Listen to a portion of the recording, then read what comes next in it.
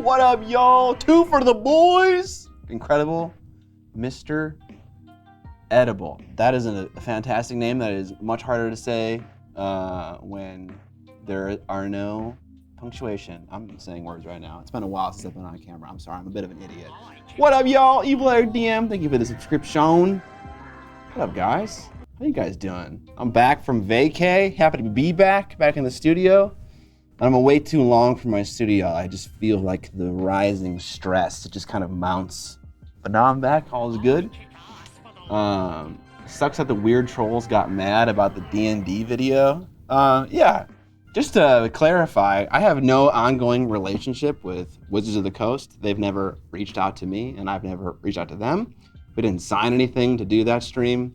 We literally just did it because Alex Davey, one of the people involved in our Age of Sigmar stream, is a developer for WizKids, which is important to note. That's not Wizards of the Coast. It's a different company entirely.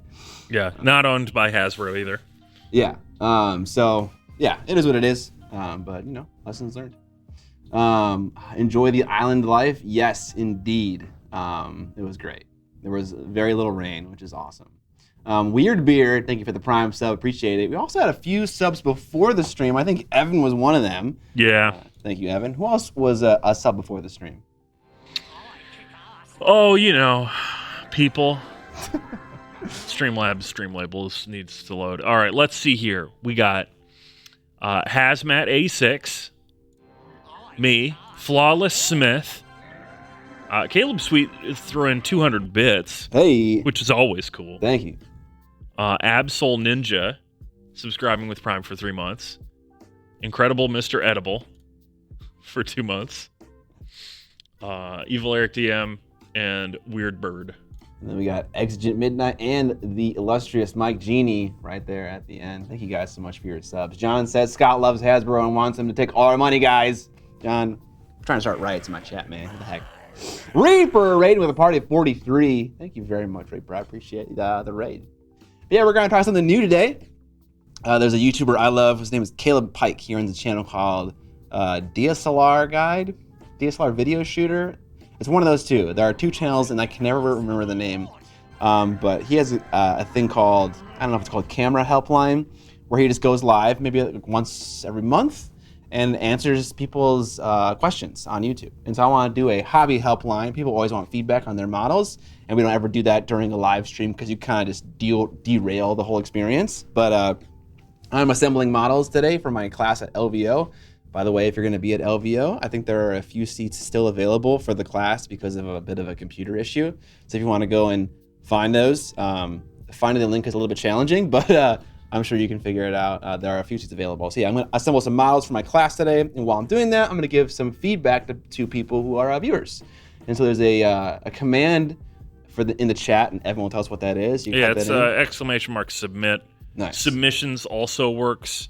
Also, the bot will just every few minutes, it's going to post the link and say, hey, this is the thing to click. Okay, perfect. So we don't have to keep saying over and over, this is the link, guys. Yes. And we do already have a few submissions in here. I need to, look at them first and make sure that they are stream appropriate. Yeah. Well, we can just do that when we randomly generate them. Or we can do some now.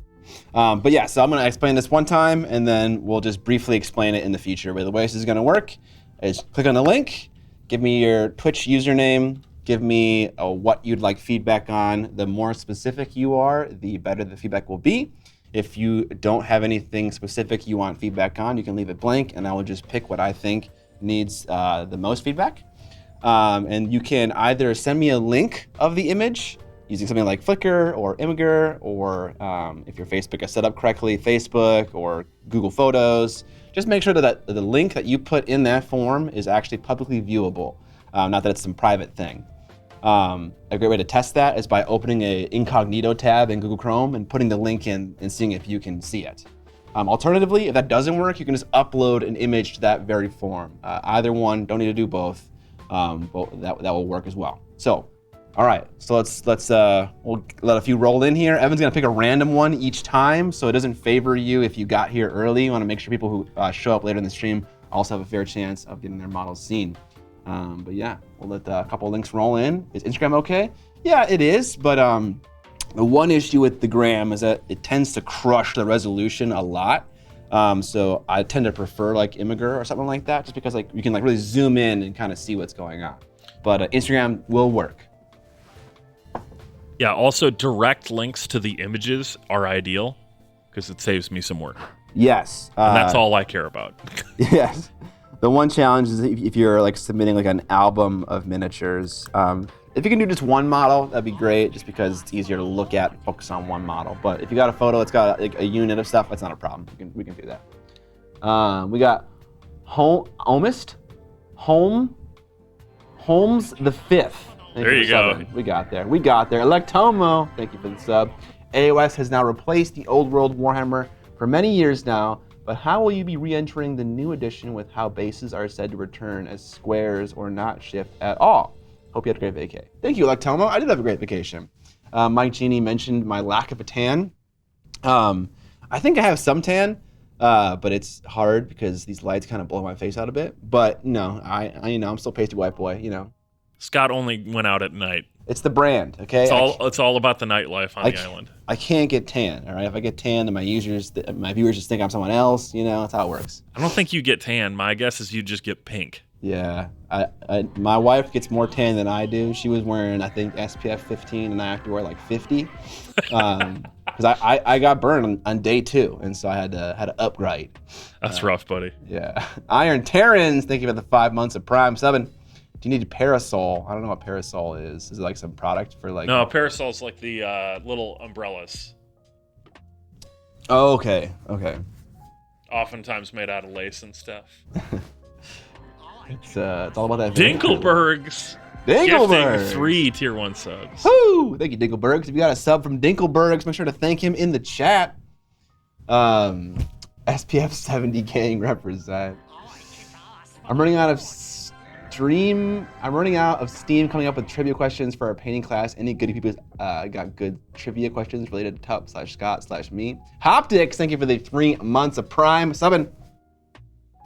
All right. What am I supposed to be doing right now? Assembling models? Apparently. Yeah.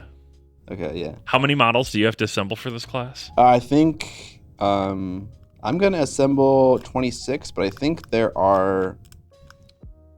right. There's 24 students, and then there is 1 for me and John, and then 1 extra. So maybe 26.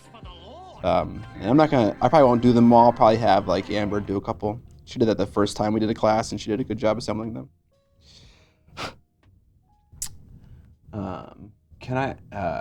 Killer Green, thanks for the sub, appreciate it, man. Scott, where was your island vacation? It was in Oahu. That's what Mario says. Yeah. He goes, Oahu! Zach attacks minis, thanks for the Prime sub. How many tendies could a Scott consume? There's a question. What is Scott and John's Cane's order? If you're a true fan, you'll know. Wait, I don't actually even know if we've ever discussed that. Probably have on the podcast at some point. Yeah, probably. John says he has a Tendy-related question. Okay. We can't have multiple Tendy-related questions. That'd be ridiculous. All right. Box combo with extra cane sauce. That sounds pretty good. All right. Yeah, I just got mentioned last week because that's where I learned what Bob style bread is. Okay, yeah, all right. Atsu is onto something. How many paints does John own? There you go. That could be like a guess, like a multiple choice question where you guess like the range. Yeah, it's the guess your age game. Yeah. That one would need like a giveaway. Like you guess it right and you get this army painter wash pack or something. Yeah. I think we have some giveaway stuff. Or not some, but yeah. We have a trivia game during our classes, and I think at the end, the team that won the most questions or got the most right, we divide the class into 2 teams, gets the first pick of various awards that we have. All right, so our first one that's been sent to us by Caleb Sweet, who I'll tag in the chat. He didn't ask for any specific commentary. He just sent us a picture. So let's pull that one up right now. And I can zoom into anything that you like here, I think. Just zoom into that front middle one. All right. I am getting contrast paint vibes, which is not a problem, just an observation. I think if you wanted to improve this model, I think you could very easily do it with some selective highlights. I would put a red highlight, these are all just one layer highlights, not multiple layers. A red layer highlight on the eyes, on the very distinct features on his face, so like the bridge of his nose, the end of his nose, his two nostrils, his eyebrow muscles, his cheek muscles. I get like kind of more of an like electric green color and hide those elements. And then I would do the same thing with the purple robe. Again, one color, one paint. The tops of the rolls of his hood, his shoulders, maybe like where his hood kind of is like next to his cheeks, and then maybe like a few on his chest. And that, if I were to do that, not saying it's the same gonna happen to you, but if I were to do that, that whole process would take me maybe like under 10 minutes a model to do all three of those highlights. That just kind of gives you an idea of how long I would take to make sure that would look good. I wouldn't labor over it a lot. Cool.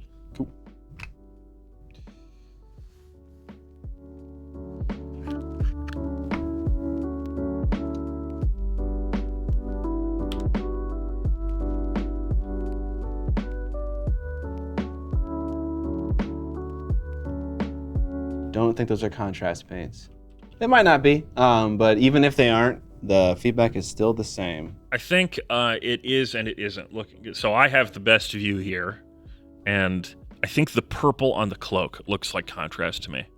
I am not positive that the green skin is or is not.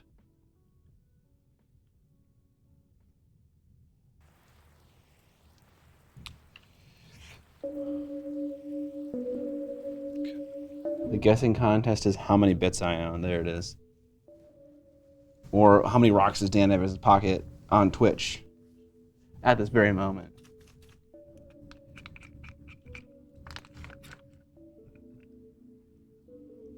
They weren't contrast paints. It's the purple wash from Army Painter.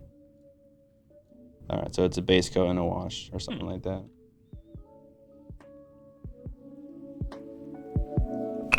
Okay. That's fine. I didn't want it to glue down anyways. Let's try again.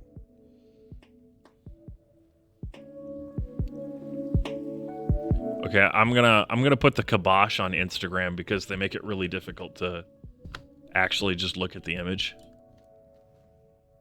Please, when submitting your stuff, either upload it or send it to Imgur or something like that, because otherwise I have to do a couple extra steps here.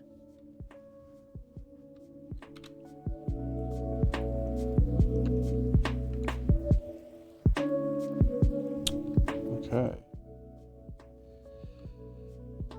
Rip the gram. Instagram is butts for sharing. I like that description.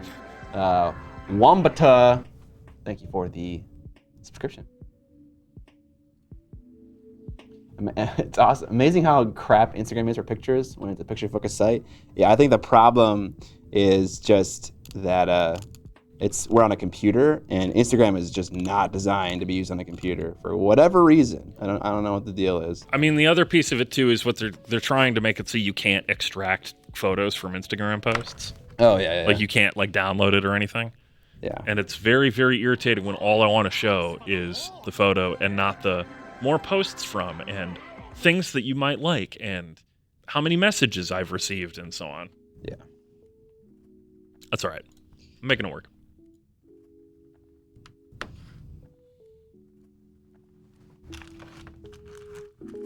Just CST things. Thanks for the sub. Scott looking like a snack today. I appreciate that because I am in full pajama attire.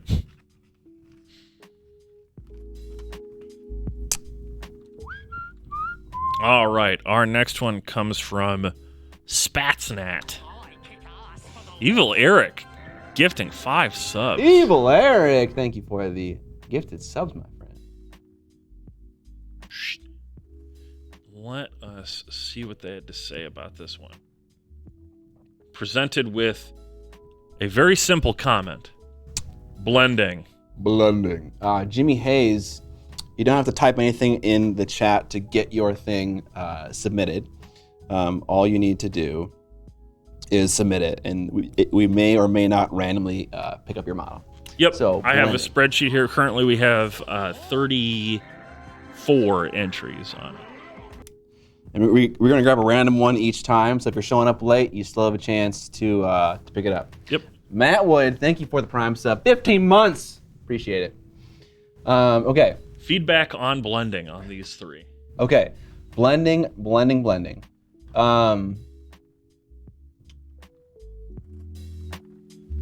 Which one would you like me to zoom in on? Let's talk about the guy in the middle the most, because I think that's where I see the biggest blends and swings in contrast. The other guys, I don't see much of a swing in contrast on at all. But this guy's purple, I'm seeing layers of color. Fail not, thank you for the subscription. Okay, so let's talk about blending. On that purple robe, you jump from what looks like the darkest shadow to the brightest highlight. And I don't see any intermediate colors. And this happens sometimes. I might have to talk and assemble at the same time, or else I'm gonna get nothing done.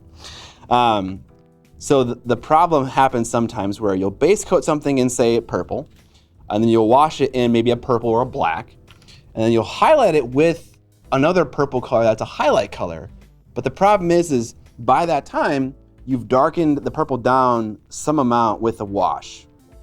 And so what I might suggest is after you wash something to just re-highlight it with that same purple you used to base coat it with. Because you've now created a new darker tone, you need to reestablish your mid-tone so you can give yourself a better stepping stone to get back onto like that higher color, or sorry, get back to that higher color. Otherwise, you're kind of just jumping quite a bit in between the two tones. So more intermediate colors for your layering. Layering can be a phenomenal blending method. You just need the more intermediate colors you have, the smoother the blend's gonna be.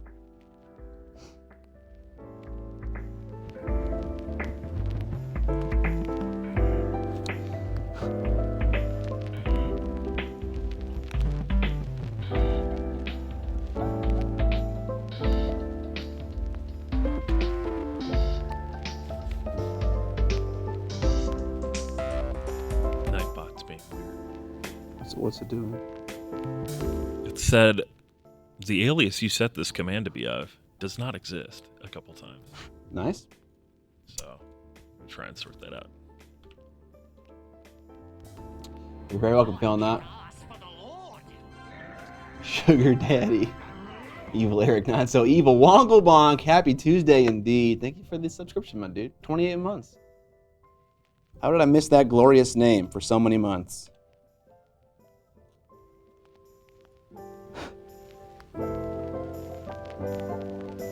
There are some things that I'd like to fix about the Duchess when it comes to quality of life. Mostly regarding edge details and how thick they are. Because the problem is that they're so thin that when you're cleaning the edge, sometimes it feels like you are gonna slice the edge right off with your X-Acto knife or whatever you're gonna use because it's so thin and flimsy.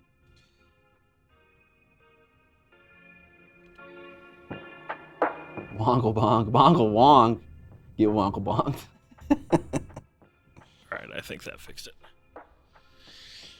Okay. I'm using my new Tamiya sanding sponges, and they're working out very nicely.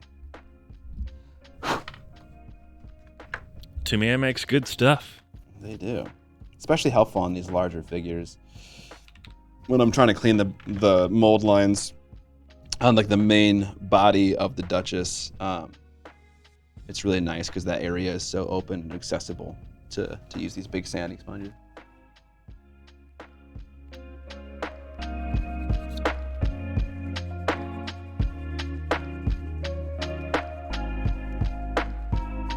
glad I'm still a thing too. If you're a Kickstarter backer, I just put out an update on the website. So if you were curious about the status of what's going on with that, make sure to check out Kickstarter.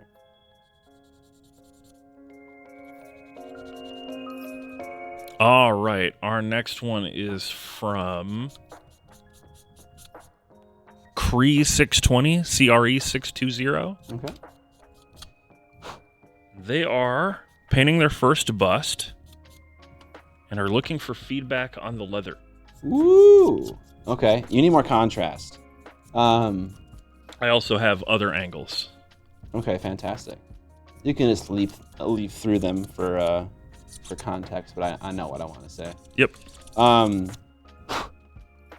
So yeah, you need more contrast. So at the moment, I see that the stitching is darker, but I want to see more of that same darkness, like in between a couple of these rolls of fabric. It seems to be more of a recessed shade than like an actual shade. Like I want that brown to kind of like sneak more into the mid-tone than it is right now.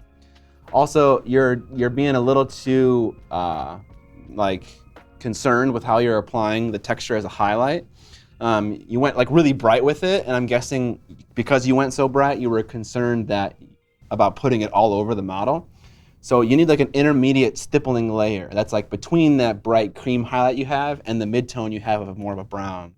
And then use that to like adjust the highlights and stuff. I can see you're kind of putting the speckles and the dots and the scratches where they should go, as if you're highlighting with stippling, which is the right idea. But you just need more. You need more of that. And you also need an intermediate color. You go from this brown to this bright cream. So just add an intermediate stippling layer of a brighter brown, like a mixture between that brown and that cream. And then once that's done, come in with that same shadow color you used as a glaze and kind of glaze the shadow back in. This will soften some of those rougher stippling marks, introduce more contrast, which then will lend more clarity to all the different details and volumes of our vest. I have a additional thing to add here when it comes to making leather look well worn. Mm-hmm. Wear is not all individual scratches. Abrasion, like if you look at if you're a gamer and you've had the same mouse pad for a while, there'll often be like just a kind of a worn away spot where your palm has rubbed, 10 million times as you've gone for all those sick headshots or whatever. Leather jackets are much the same way. Yeah, there are absolutely cracks and scratches and stuff, and that's what we tend to focus on when painting a small miniature. But the areas that the coat just rubs against itself, such as under the arms and where the coat will come together, it'll just be generally worn. It won't have individual scratches. It'll just be a lighter color. Same thing for bags and so on. Yeah. You're revealing that underlayer below the leather. Exactly. The sound of sandpaper on that Mini is grating. Yeah, it gets a little squeaky. Sorry about that, y'all.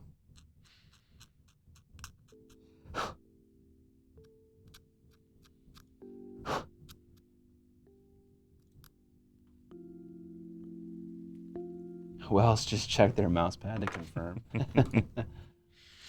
It's even apparent on keyboards and stuff. You know how some keys are just kind of Oh yeah, worn, where you hit the same spot every time. yeah. You get that cap shine a little bit. Yeah. Or wear off the legends if you have something that has printed legends. Oh yeah. Man, if you're not rocking dye sublimated keycaps in 2023, who are you? Okay. A person who doesn't care about keyboards, probably. How could you be that person? How is this possible? Absolutely feeling that. This will be a VOD. All the Twitch streams become VODs on the Twitch channel, like immediately. And then I'm gonna work on uploading all the old ones sometime before LVO this week. That's one of the things on my list to do before I kind of get back into normal YouTube work. Ooh.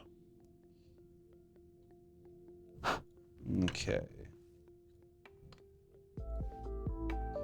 Man, I had a better bottle of super glue somewhere, and now I have no idea where it went. These all. Come on, Google. Focus. I want more than 3 pixels, thank you. Thanks us. My uncle invented a new button glow technology in the 80s. What? My keycaps are clear, dyed black, except for the legends where they just get brighter and brighter. There you go. Yeah. All right, our next one is from Dinkelbergs, All right. who's just looking for general feedback on his Mini.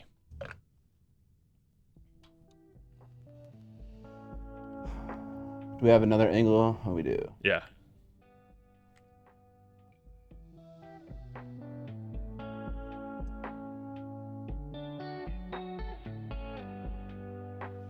All right, let's stop on the that one. Yeah. Oh, this is a conversion, right? This is a Stormcast that's swap bits with a Chaos model. Sorry, the photo's bad. That's okay. I think I see what I need to see. I think the problem is that it lacks clarity. And you know, this definitely is contributed by the fact that it's not a great photo, but also like the lighting is a little bit harsh. Like I see like this dark shadow like right in his eyes and his mouth area. But I think that's largely because of the photo and not so much because of anything else. There's like this glowy red stuff on his thigh plates and his eyes and some runes, and I'm assuming that's supposed to be like an OSL thing. But why is it glossy? Is it like not that? Is it supposed to be like organs or something?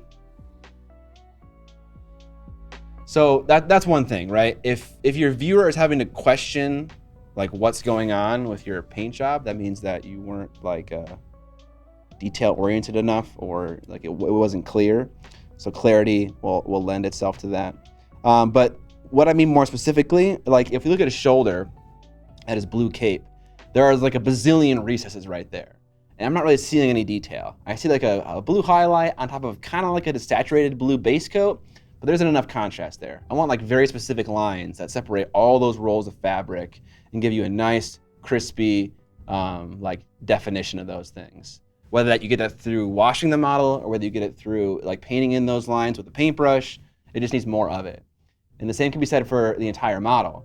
Like his chest area, his face, his rib cage, his legs. Like all this stuff is like kind of just this kind of middling gray color. I don't really, see all the detail on this model and what's going on. So I think you just need some more definition through washing, through panel lining with a Tamiya panel liner using like an enamel paint, or painting it in, or starting from a dark color initially and then base coating and layering up, leaving that dark color behind to give you that definition. I think that's what you need. Some more clarity. What up, Schmitty's Forge? How you doing? I am most proud of the cape. Yeah, you got some nice dirt down toward the bottom there. Some good grime. Always love some good grime. Where's the best spot to get Tamiya products? If you have them at your local store, I would say there. Otherwise, I don't know, like Amazon. Trying to think if there's a different online web store that would be better. I don't know of any specifically. Sorry. You're very welcome, Dinkelbergs. What up, Cornflake Justice?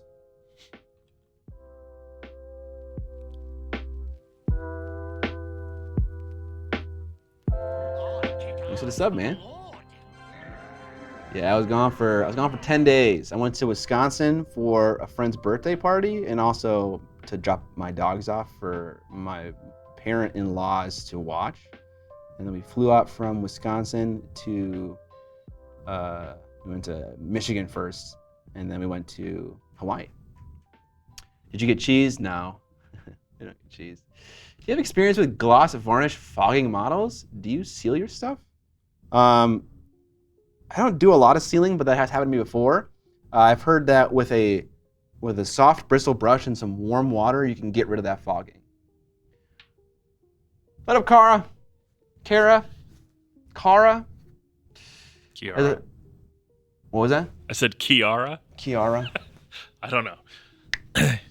Got to keep assembling, Scott. You got a lot of models to build. I know. All right, what's the next item for feedback. I'm working on it right now.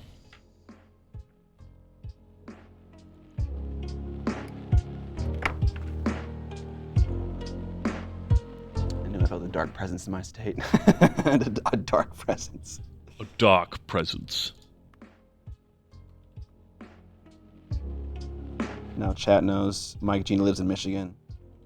It's all downhill from here. You're gonna get doxxed. All right. I can't put the head on because I normally pin that to a piece of cork to make it easier to paint.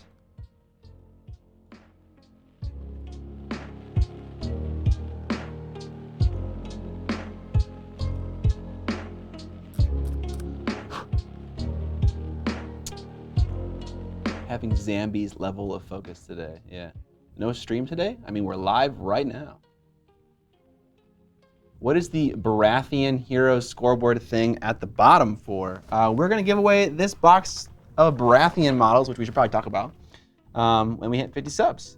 We have a kind of a rolling giveaway we're doing right now for subs. Whenever we hit 50, we give away another box of goodies. I get a lot of stuff from manufacturers that I don't need necessarily, and instead of just sitting in my office and never getting painted, I figure it should go to someone who might actually paint it instead of to me. The kitten, thank you for the sub. Gotta love Baratheons, they are pretty good.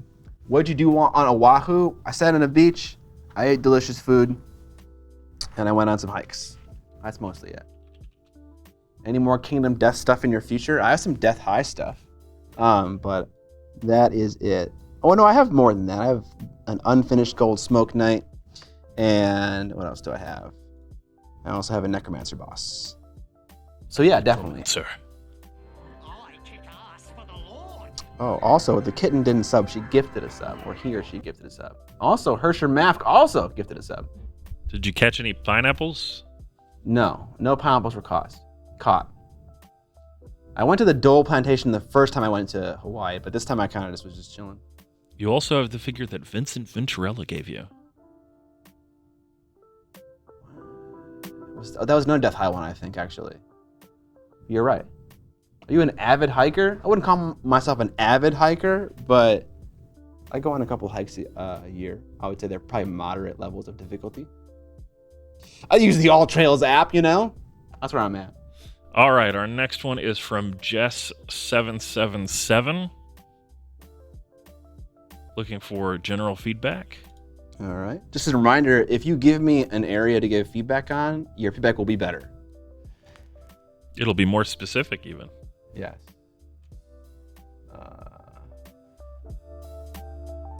Why isn't it centered? What the hell? No.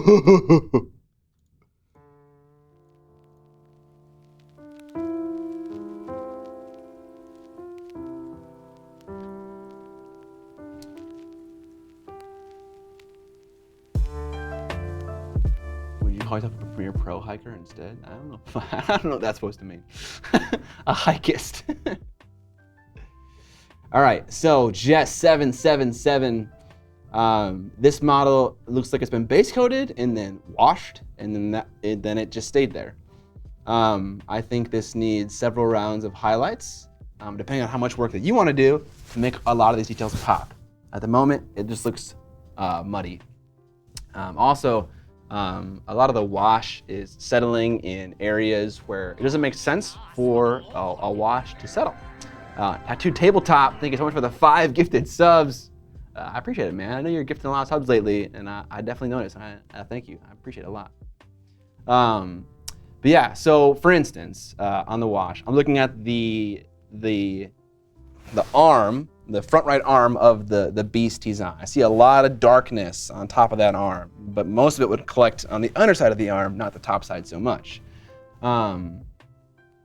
So mostly the arm of the mount, not the guy riding it. But it's kind of all over the model. A lot of kind of muddy darkness that's really killing your saturation and just kind of dragging the whole thing down. It's a good start, obviously. You want that darkness there, but now you need to kind of reintroduce your midtone and other colors to bring back some saturation, some brightness, and some clarity. Like it's going to do all three of those things. But it's going to take a while because there's a lot of model to paint. I also agree with Couch Frog said in the chat that the whites are a little too white on the shield.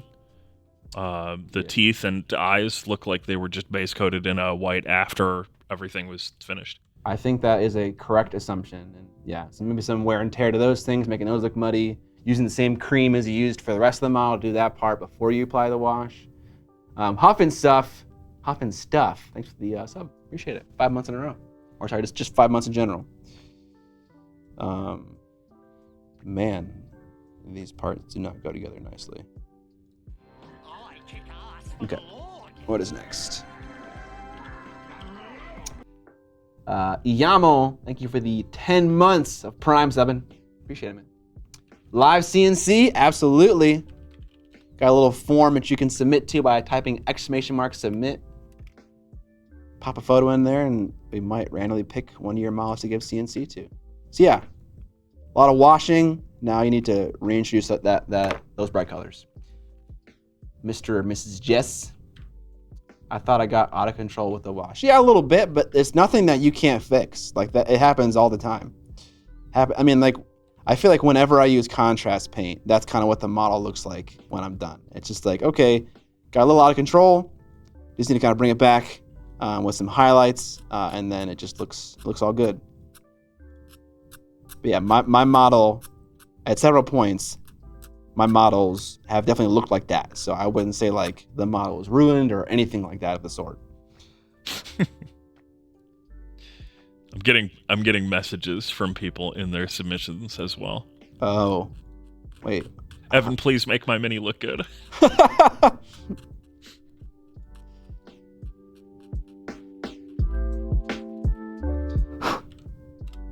And we also hit our giveaway goal. Did we? I looked away for like a little bit.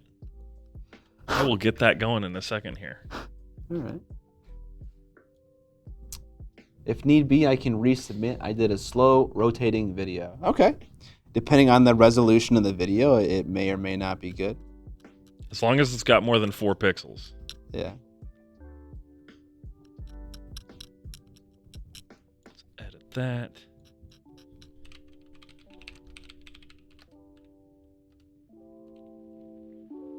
How to elevate derpy models to respectable standards. Couch Frog, are you referring to like a bad sculpt or a bad paint job? And if you're referring to a paint job, how would you define derpy? I think the only thing I can really think of is just you put the eyes in the wrong spot. All right, I'm starting up the giveaway. If you're in a country where you're not allowed to enter giveaways, don't enter. Thanks. All you have to do is hit !moist in the chat to enter. It's a 15-minute giveaway, and you got to be here in the chat when we select. Otherwise, we will reselect. Yes. And that's for the Baratheon Heroes Box 4. And we'll get another one going right away because we still have a box of Dune Vipers and a box of Starfall Knights sitting here that need to get given away. Yeah. And so we are doing a giveaway right now for this. This is a box of characters. There are 8 characters in here. And if you're not familiar with Baratheons or any kind of the Game of Thrones lore, these are like nicely armored dudes. So guys in full plate mail. So if you're interested in that, or just to give you an idea of what it might be or what it could be generically used for. Look at all those dudes. Hort, thank you for the 5-month streak. That's only if you get Greyjoy Heroes Eternix. Those are the ones that come with the resin pre-applied to their faces. Yes. Sag. Big sad.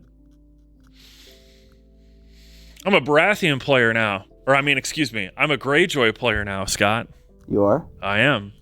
You play some games? I've played 2 now. How'd it go? The first one was a 2v1, and I was the one, and I lost on some pretty epically bad rolls. Okay. And the second one, I played a super OP list and won. What was your super OP list? 3 Drownmen, 3 Bowmen, Vic and Reavers. Who'd you play against? I played against Scott. Not Store Scott, and not you, Scott. The other Scott. Okay. Who was your commander? Asha. Yeah, it makes sense with 3 units of Bowman. Yeah. It's an investment you don't want to lose super easily. Why do you think it's super OP? It's mostly a joke. Although Drownmen, I think, are really good for the points. They are, yeah. All right, our next one for feedback comes from Jimmy Hayes. Jimmy Hayes. You know the name. Seabush, thanks for the Prime sub. We appreciate it. Example, your derpy Carnival miniatures. Okay, so models. Okay, I totally get that. Heyo, we got an Elephant Man. Oh yeah, let me pull that back up. Let's. How to take this to the next level? Does the NMM read? It just feels like there's no depth in the skin, even with highlights. It was sort of a speed paint. Got it done in one night. Yeah. Okay. And I do have a couple other angles on this one as well. Okay. I would say to answer your NMM question, yes, it does read. I think when I'm looking at the top of the shield, it goes from kind of a brighter white to a black pretty quickly. And I could probably get a little bit more mid-tone gray in that transition. Not a lot, a very small amount, but some in there. That'd be nice. Also, the edge highlight does not need to be white the entire way around the shield. If the edge highlight changes color as well, that's a nice subtlety. I think first and foremost, this model is painted really nicely. And I feel like I haven't been saying anything positive about the models at all, which is something that I need to do better at. This model's painted really nicely. You should be definitely proud of this for one night. It looks really good. To get some more depth in that skin, I would say to use interesting colors in your gray. I might use a yellowy highlight. I might use a bluish shadow. I might use purplish shadow. Might use something kind of interesting. I think gray can seem like a boring color, but when you kind of introduce fun colors like that, it can really enliven it in a unique way. I wouldn't finish on a yellow highlight. I would use that as my first, second, third highlight, and then finish on a white if I'm doing gray, or something similar to gray.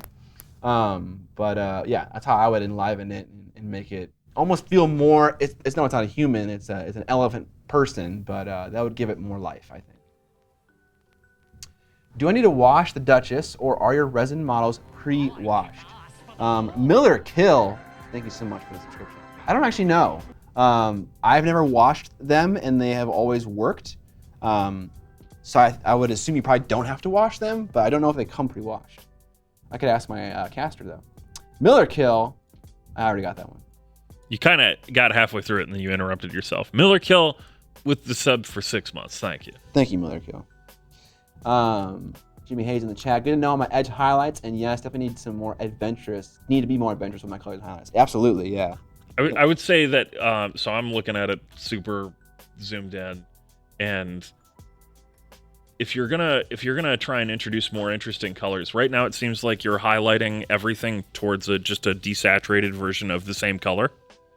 So the pink goes to a desaturated pink, the yellow goes to a desaturated yellow, the gray goes to the same gray desaturated. Pushing those highlights towards even just something very subtle like yellow or blue or whatever institutes interest in the light in the scene. It also makes sense because it's very rare for light to actually be true white.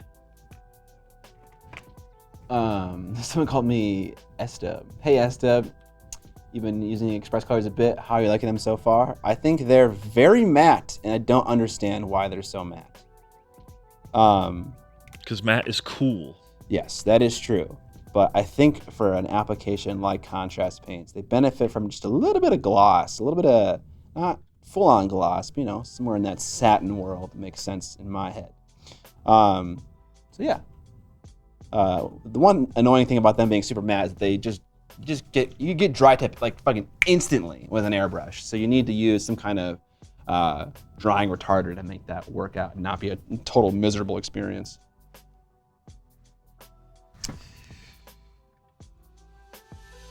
Hail Satan.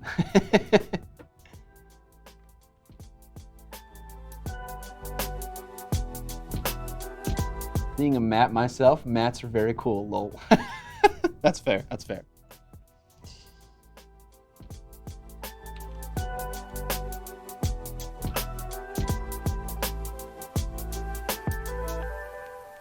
Mm.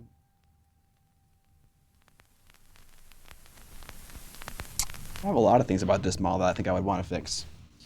I haven't assembled the Duchess in a long time.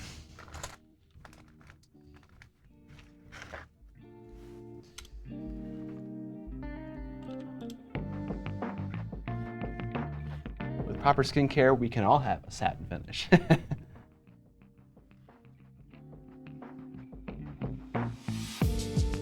The new game color range is matte as well. Yeah, they are very matte.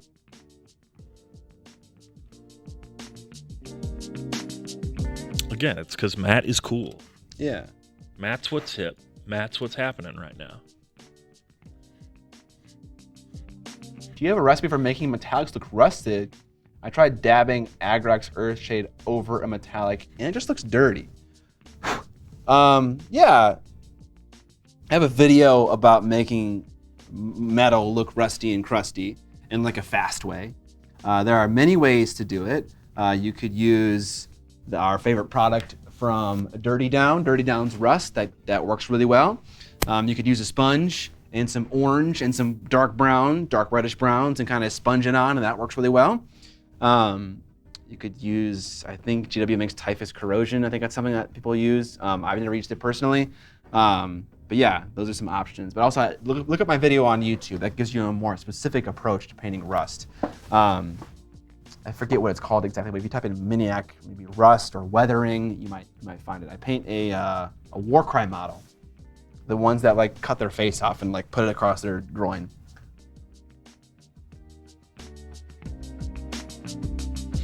All right, we got another one here from Huff and Stuff. Huff and Stuff. Also, the giveaway's got about 5 minutes left, guys. Huff and Stuff wants feedback on the skin of this mini and also on the photography. General feedback would also be appreciated. Okay. Cool model. That's what I have to say. So photography, skin, and general feedback. Can you zoom out so I can just see what the photo is framed like? Like, what did he decide to show or not show? All right, cool. You can zoom back in. Thank you. The photo's really nice. You're getting a large amount of shadow right under his arm on the cape back there. So that might tell me that your light is probably coming from a top-down angle too much. It needs to be rotated more to the front if you want like a really clinical picture. Like there is something to be said of shooting photos for feedback and also shooting photos for making it look cool. Like there's an account I follow called Molinero Siempro or something like that, where he takes pictures of his fantasy models with awesome backgrounds and terrain, and it looks fucking sick. But for something more clinical, yeah, I would do more of a front angle, less of a top down. The skin, I think in general, you're getting a little bit of texture buildup on the model, which tends to come from agitating a base coat before it's done fully drying. And so I would say that while applying a base coat to the model, make sure you're giving it adequate time to like dry before messing with it or applying another layer of skin. I know personally, I find it always challenging to do that because like when you put on that first base coat of color, it kind of looks like trash because you're not getting full opacity. It's collecting in weird spots that you don't want it to, but it takes some self-control just to be like, no, I'm not gonna fuck with it. I'm gonna let it do its thing. And yeah, words. Yeah, I'm gonna let it do its thing. I'm not gonna mess with it. So I would say that's number one thing, a little bit of texture build up there on his torso I'm seeing. And two, I'm gonna be totally honest with you. I'm not seeing much contrast on that skin at all.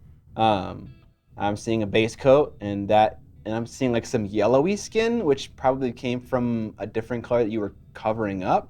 I'm not sure if the yellow is supposed to be skin shadow. If it is, not a great shadow for skin. Number one, the color you picked seems to be the same brightness value as the midtone. If we made this photo black and white, I think that yellow might just disappear entirely. And two, a yellow skin looks almost leprous, looks sickly in a way. You want more warmth. You want some redness in there. So yeah, we need clean base coats, no texture, full opacity. Cover up that yellow if it's not supposed to be there, or that ochre, I should say. And then we need some definition in that muscle. Start with a wash. The wash helps us find all the detail on the model without needing to kind of like look for it, and then start to repaint that same mid-tone you started with. Apply a layer, let it dry, use the exact same color, apply another layer, because of course acrylic paint is translucent and requires a little bit of love and TLC to get that maximum opacity. And then once you've done 1 to 2 layers and gotten opacity, increase the brightness a little bit. Mix in an off-white yellow. Start layering it again. And just do that all over and over and over again. But the real key is to not paint on the layer and then immediately mix a brighter one and then do it again. Like really kind of nurse each layer to make sure you're getting the brightness you want while making sure that you're not covering up the entirety of the previous layer. It's hard to do. It's not easy, but take some time. Who was this? What was the name? Was it anonymous? No, this is Huff and Stuff. Huff and Stuff. Thank you for the submission, Huff and Stuff. Boom.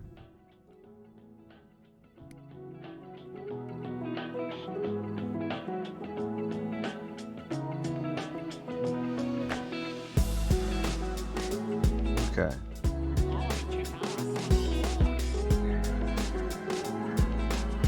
Where are we at on that giveaway? Yes, exclamation mark moist in the chat will get you into a giveaway. 90 seconds left. Again, 90 seconds left. If you live in a place where you're not allowed to enter into giveaways, well done. Well done. Don't enter. If you do live in a place where you're allowed to get stuff for free by just typing exclamation mark moist in the chat, then go for it, man. Get this box. Get you a box of Renly Heroes. Super Silas, thank you for the subscription. We appreciate it. All right, I am going to clean up the basket of the sword, and then I need to heat it up with a hair dryer so I can bend it. If you buy a Duchess, this is very normal. There isn't a way to fix this, as far as I'm aware. It's because the resin is so thin that when it cures, it bends itself. Very easy to fix. You just heat it up with a hair dryer or warm water, which is more of like a better localized application of applying heat than a hair dryer. And then you bend it back, and then it's straight, and it stays straight. DJ Exodor, thank you for the sub. DJ, turn it up. Friendly Heroes, no D&D group ever. Metal AF, CNC me, Zaddy. What up, Ben? How's it going? Thanks for the sub.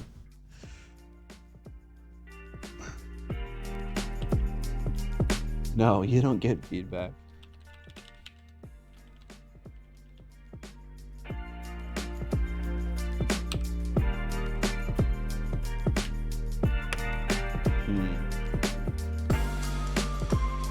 All right, I'm gonna use a hairdryer for a skosh. you're good to go.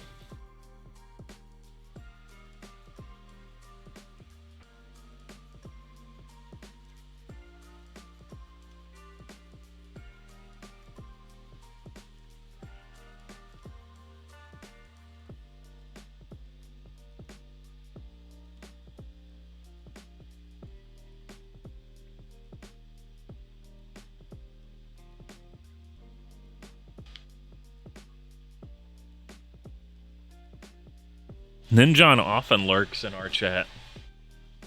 He does the same as what you all are doing and avoids work to hang out during the hobby stream.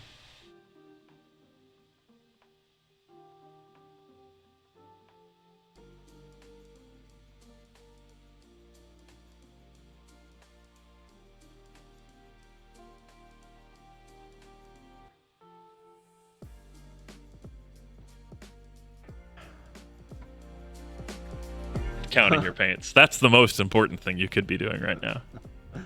All right, I'm picking the winner for the giveaway. Do it. It's the kitten. Subscribed earlier today. Frequent chatter. Kitten with 2 N's.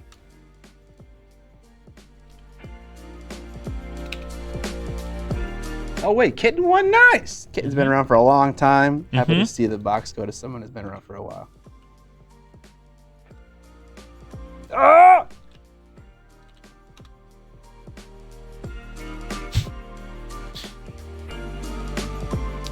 Someone also was in the chat saying they were excited to see us at LVO this weekend.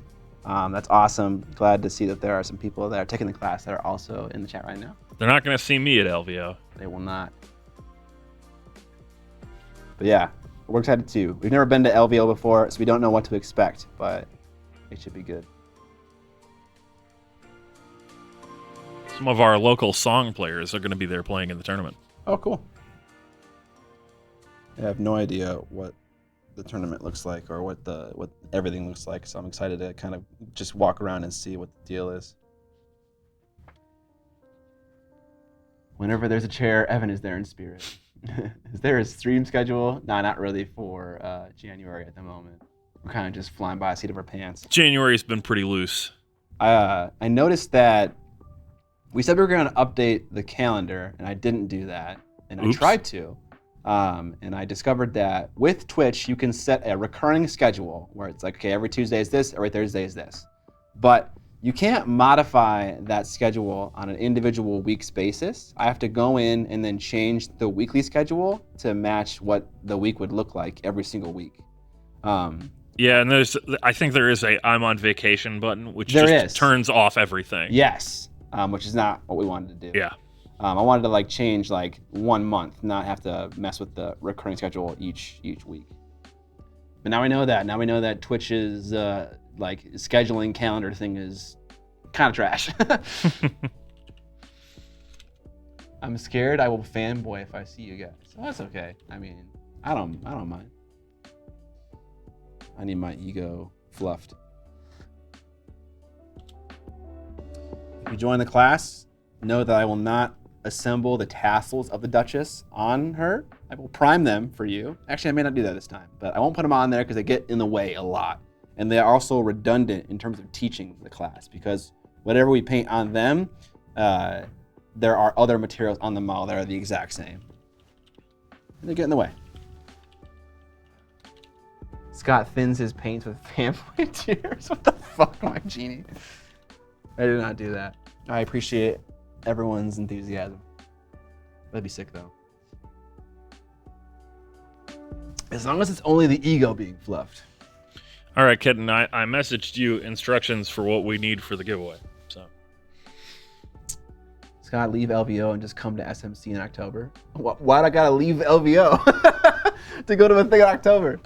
I would love to go to SMC. I want to go to all of them. Scale model challenge. Time for the goal to be 12 cons in a year. 12 cons in a year. The next one that I'm actually going to go to, which is not much of a con at all, is the Gamma Trade Show. That's before Adepticon? I think actually it happens at the same time every single year, but this next year it is in April, which I understand is different than normal. It's in March. I don't know if it's at the same time as Adepticon or really nearby it. But yeah, I want to go. I want to start to think about getting some of my product in game stores and stuff like that and being a big boy and getting that figured out. I'm a big boy! I'm a big boy!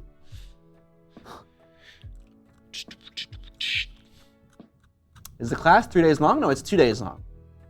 There are some 3-day long classes at LVO, but they are very expensive, which they should be, rightfully. You also get a limo and shit from the airport. You get food and stuff. It's a whole comprehensive experience.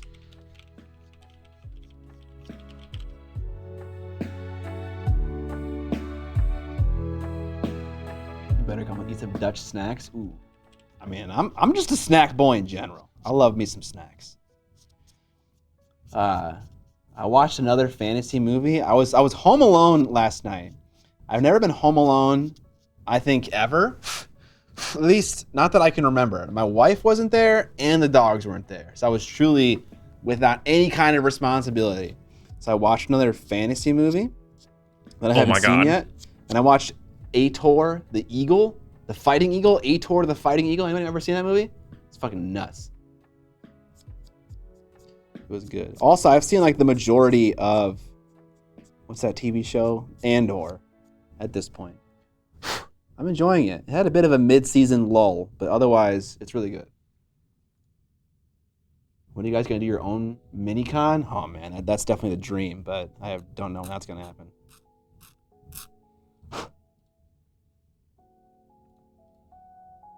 Oh, Google, why are you so annoying? Google! TandyCon, my partner is a snack queen. We always got snacks. Hell yes! I love snacks. Andor is the best thing Disney has done with Star Wars. That's possibly true. There are some serious, I just watched the episode, no spoilers, where Axis talks to an informant on the bridge in this steamy sci-fi city. And that bit of writing, right, and in that scene was fucking great. It was like really amazing. And that got me excited for the last couple episodes. The whole show from start to finish is just unequivocally good. I think I said this on stream, but I've talked about my only problem with that show is that Andor is supposed to be 21 canonically, and I'm sorry, you're just not selling it, guys. Yeah. The guy is he's like 42. Yeah. He can't play himself at 21. He's great in the role. Just write it in a time period that he could be playing somewhere in his like mid 30s, because it's not working. Yeah. Yeah, exactly. Tattooed tabletop. I found that out after the fact, and I went, "What do you mean he's supposed to be 21? What?" But yeah, he's not pulling it off. It's very much like, how do you do, fellow kids? But the show is great. Classic.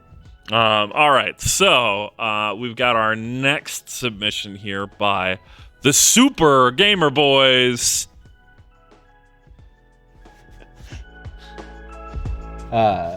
Super Gamer Boys says, "I'm having a hard time with glowing effects like it's cut off. I'm having a hard time with glowing effects like the." Okay. If you click on the cell, it'll show you the full thing at the top of the Google Sheet. Oh yeah, no, it's not the cell. It's just cut off. It's fine. Oh. I think OSL. they're having a hard time with the glowing effects. There's this one, and then there's a different mini as well, a Necron. I'll pull that one up in a second here. Okay. I think Mike Genie mentioned that Ator was a Riff Tracks movie, which if you don't know what Riff Tracks is, it's just some guys that make fun of the movie and then record that like ribbing and make a movie of it.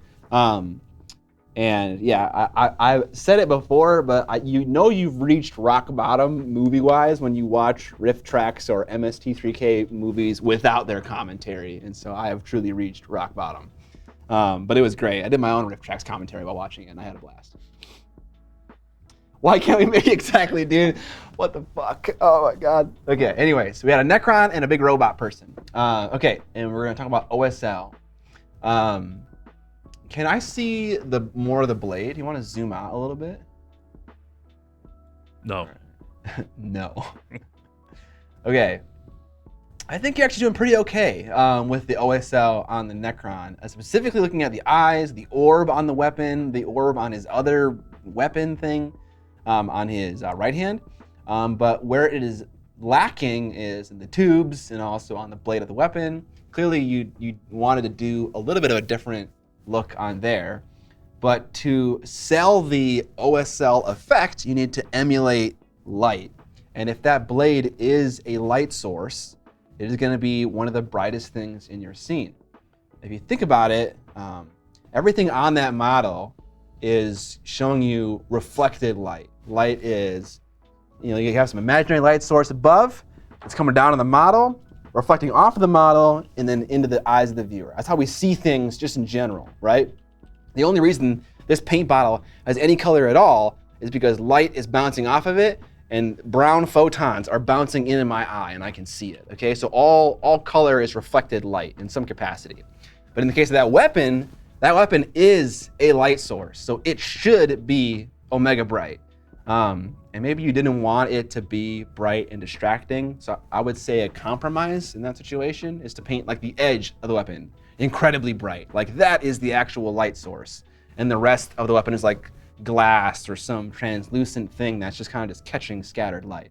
We were just talking about Star Wars, and actually lightsabers are a great example of this. Yeah, definitely. The center of a lightsaber is basically white. Yes. It's maybe slightly tinted depending on the color of the saber, but it is the highlight of the saber is white. And then the perimeter is what implies its color. Yep. And you did a good job of that with those orbs and the eyeballs. Yeah, exactly. Like you can see it in there in the middle of the orb where you're going up to a near white color. You can do the same thing on the blade if you're trying to sell that sort of energy blade effect. Yeah, perfect. Appa Omega has a great suggestion. I could see it with the runic lighting going out in the rivets. Yeah, so that's another great idea. Instead of painting the edge bright, you could paint the runes bright. Like those are the glowing things. Yep. Derpy Dewey, type _submit in the chat, and there's a form to submit a picture and also some other things to make the feedback more smooth. But yeah. Look at that. Nightbot just automatically set it. Nice. There it is. What else is there? The other one here, I don't know what glow effects he's actually going for here. I'm guessing the visor. Yeah, but there's no hallmarks of OSL around it. There isn't. I think let's just assume it is the visor. And on top of what I already said about OSL, I think you just need more of a saturated color. Yeah. You have a very desaturated red, kind of scarlet color. You just need color, something with more saturation, more color in it. It's a little too gray, too not lively enough. But yeah, combine both of those pieces of feedback together, and you'll get convincing OSL effects. It's important to remember that to sell OSL, you have to sell two things: color and light. So basically, a great litmus test is once you've started to do the OSL, take a picture, make it black and white. If your OSL effect vanishes almost entirely, you aren't considering the light portion of OSL. You need the color of the object, of the glowing blue magic missile or orb, but you also need it to be bright around that source as well, because it's emitting light, and so things around it should be brighter for it. Not just blue, you know? You can't just airbrush on a blue or glaze on a blue. You need to also increase its brightness, which some colors just do naturally, like yellow, for instance. It just makes things brighter because yellow has a higher value in general.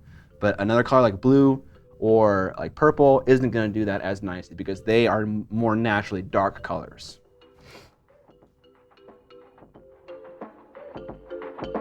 Metal AF. Okay, if I have Ben Cantor's blessing that I'm describing OSL correctly, I'm gonna chalk that up to a win. Thank you, Ben. I appreciate it. Good job, Scott. Ben Cantor approved statements. I mean, I'm only able to describe it anywhere near as well as I am because I heavily was involved in the making of Ben's class, like editing his script and stuff. And when that class is available for purchase, you can pick that up as well. It is the crunchiest thing I've ever seen in the miniature painting world for describing how to highlight and shade things and how to deal with OSL. It's an incredible class, and we put a lot of effort into it and made the edit really nice. Which, by the way, did Alex ever get in contact with you while I was gone about doing the audio for that? I have the audio on this computer ready to work on. Oh, fantastic. So I was going to put some work in on it before the game stream last week, and then that didn't happen. Okay. So that's the last thing we need to do, Ben, before I can just render them out and send them your way for a final review. We've already done our final reviews of all of it, and we think it looks good, but if you want to change anything about it, that is obviously a step in the process. Our next submission comes from Rolling Hills Craft. Photos provided without comment or direction. Okay. Someone asked, what does it mean when something is crunchy? That can mean different things, obviously, but in this context, what crunchy means is it's very nerdy. It's very detail-oriented. Like if you're the kind of person that needs to be spoon-fed information, like me, I'm definitely that kind of person, this class is for you. Like it leaves no stone unturned, detail-wise. Leave no dwarf behind. Exactly. All right, Just framing these as I zoom in on them. Scott stealing the comments. Oh, there it is. There it is. I mean, you said it way better than I did, Azathoth. Very detail-oriented, delving into the minutia. That is a great way to describe it. All right, Rolling Hills Craft. Rolling Hills Craft, which you got for Painted us. this Ooh. archer dude. 3D print, looks like. You can just get the vibe. I get the vibe that this is a 3D print, but I could be wrong. Okay. This is a solid paint job. Nothing wrong with this, really. I mean, there's nothing wrong with any paint job. They're all good. I want to see some more definition in the lighter green tunic. I don't care so much about the one that's like immediately above his kneecap and like his cloak. That's not important to me. But that green tunic in his torso area and his waistline area, I think needs specifically darker shadows. I think at the moment, the level of highlight is great, but it could use some more separation from the belts, from the gold filigree, from just those things. He has a waist belt, he has a chest belt. Getting some more definition there would be fantastic. His face as well could use a similar treatment. What happened to his lips?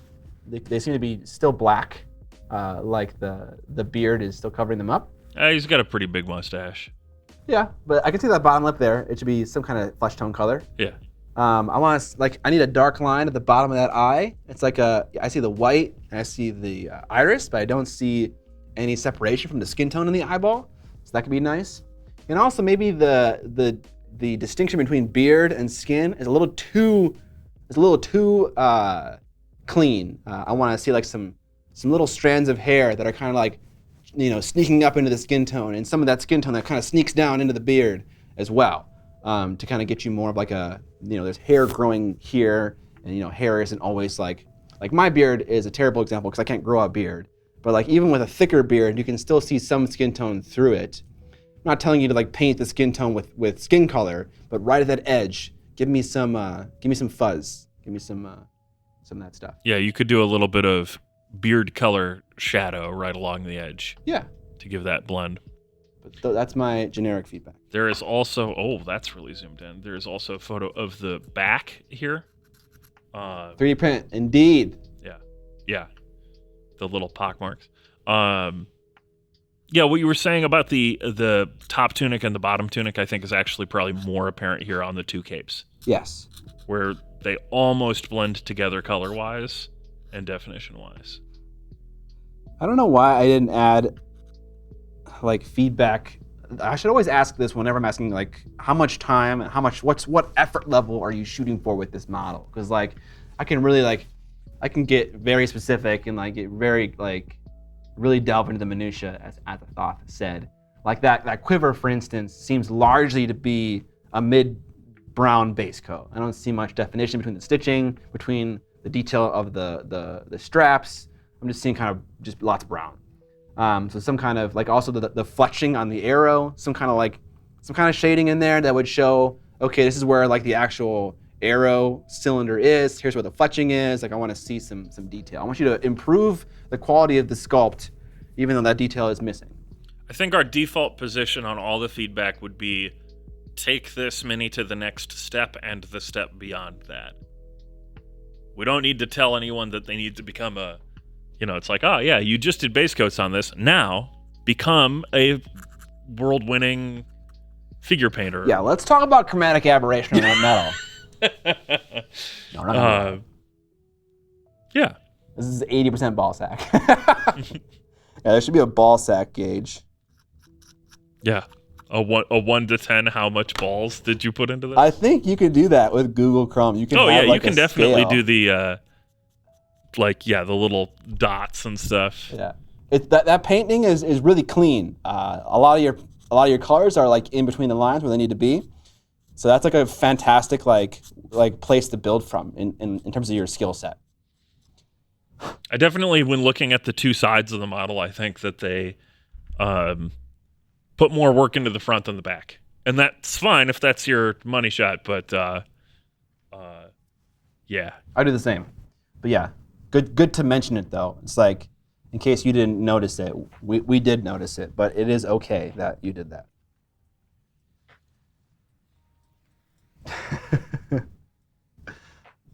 Mike Genie, I just remembered that comment you made in A-Tor when the guy's like, why can't I marry my sister? And it's like, because she's your fucking sister? It's like, no, you can't ask your fucking dad for permission, you fucking weirdo. It's like, oh, we're not siblings. Scott, what kind of movie was this? Dude, it was a barbarian movie. It's called A-Tor. What are you doing, step barbarian? It's fucking, I don't know, man. It was great. It's called A-Tor the Fighting Eagle, and I think there are no eagles that appear in the movie at any point. There's a cute cub bear that follows them around called Keogh everywhere, but it's not called A-Tor the Fighting Cub Bear. It's called the Fighting Eagle. I also, I really, really love movies of that type and period where nothing on the cover appears in the movie. Yes. Where it's like, that is not the actor, that's a painting of something else. Yeah. It's not even a fantasy movie, it's got like a Conan theme, and then you watch it and it's a sci-fi movie, and you're like, this is fraud. Yeah. This is a lie. This is 80s clickbait, dude. Yeah, that is exactly what it is. Yeah, so many awesome movie posters from the 80s. Like, they're incredible. 80s sword and sorcery movies are so fun. I so agree with you. They can be. I like, they can get like really fucking bad. And when that happens, like, I think Barbarian Queen, for instance, is that one. It's kind of just like, this is not fun bad. This is just bad.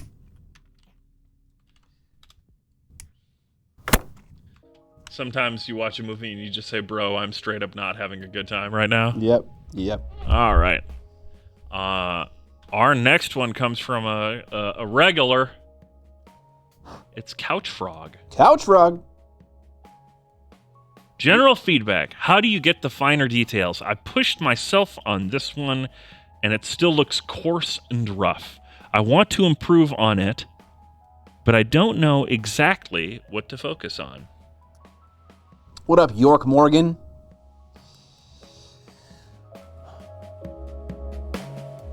Can I see a picture where his torso, or are there more pictures or no? No. That's fine. I would agree. There is some coarseness to it. I think this is an Infinity model. Yep. It's a Pano model. Yep. I made a video about recessed shading, and I actually painted an Infinity model in that video. I think you would be very well served by watching that video and applying recessed shading to this model. If this blue armor had a black or near black navy blue panel line that went around every detail, this thing would just jump off of the screen at me. Like, you have a bunch of nice highlights. I can see maybe there's a little bit of roughness in the blending on the thigh and areas like that. But this is like what my model might look like at a step, and then I would add recessed shading to kind of figure out how much more blending do I need to do before this looks good. Because like, blending can look so trash when like all of the details aren't like singing correctly. And then once you add a little bit of definition with like a crisp line or two, it's like, wow, that looks instantly better. So like, just do that leg right there. Take some dark navy blue or black, whatever your preference is, and just get in under those panels. Every edge, literally every recess, have a dark line that separates one detail from another, and you'll just see how much it makes the thing just pop. I'm in my 50s, and I remember watching so many bad fantasy and sci-fi movies on home video. Yeah. I'm not super versed on the sci-fi genre, but in the last like 2 years, I've watched so many bad fantasy movies, and I love them all.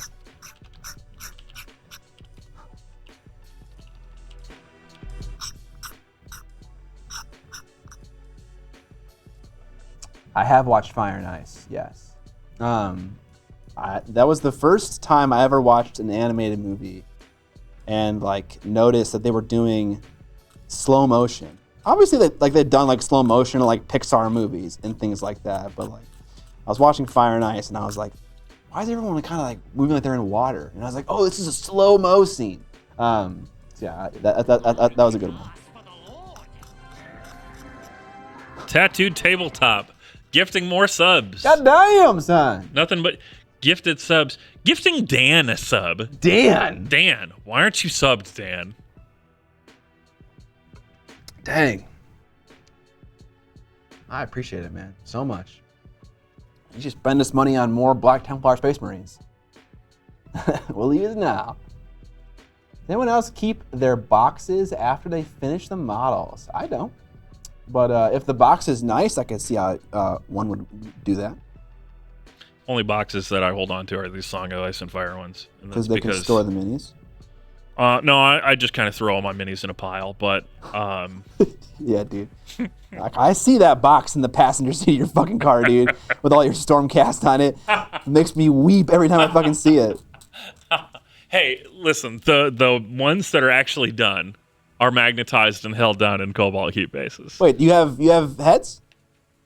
The ones that are actually mostly done.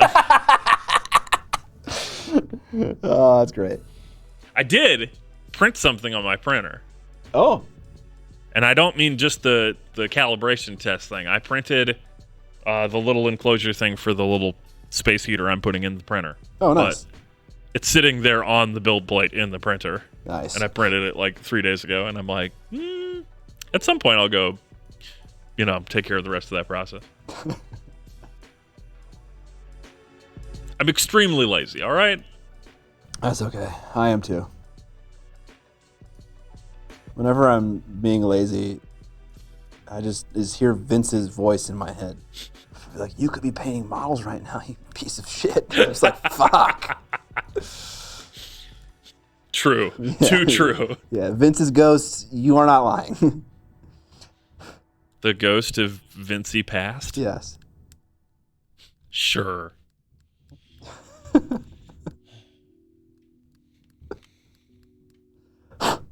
While you were taking a break, Vince Venturella painted 10 models. Way too true. All right, let's see here. What's our next one? I don't know how to say this name. It's Computer Tuve? Tovi? Something like that. Fucking Vince is in the chat right now. God damn it. You said excellent. No, that is actually what I'm thinking. No! Wrecked. All right, computer. Not that computer. I hate that.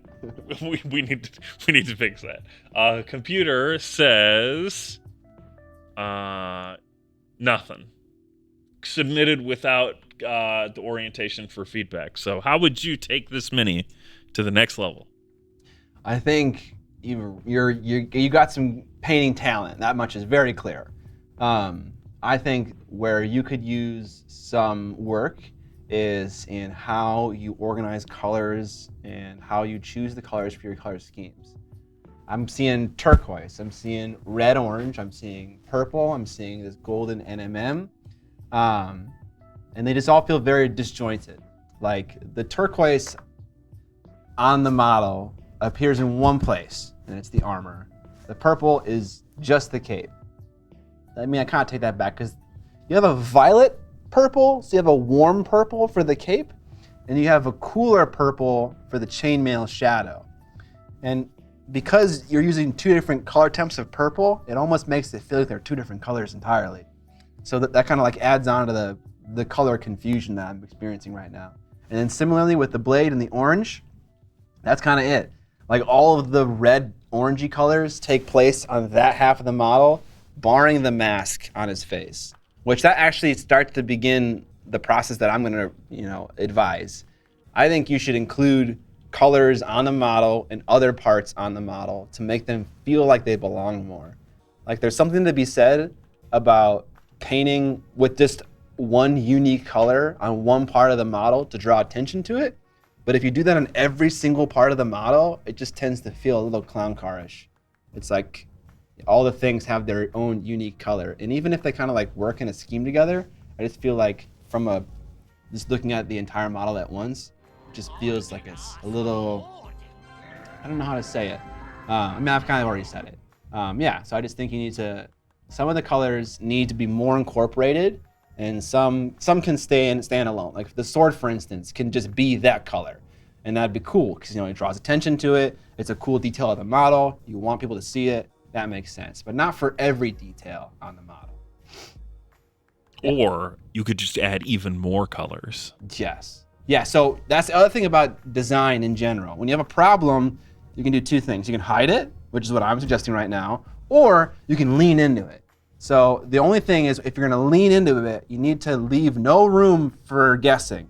Like your viewer or the majority of your viewers can't be like, is he trying to make this thing look super saturated and obnoxious and gaudy? Like, is that the style? If I'm asking that question, you failed. But if it's like, oh, clearly this is what's happening, like he's painting a noise marine or he's painting something that's very bright and gaudy and that's the point, then you've succeeded. But it looks great. Also love the base, by the way. Yes. Nice big chunky base, little skeleton right there. I love the little lava. See, like also regarding OSL, you see how that lava is bright because it is emitting light. It is glowing molten metal. And so it suitably has a bright core to it. Tom Climbs, thank you for the Prime sub. The blade does look amazing. Yeah, I agree. Embrace the Clown Fiesta. Every day is a Tums festival.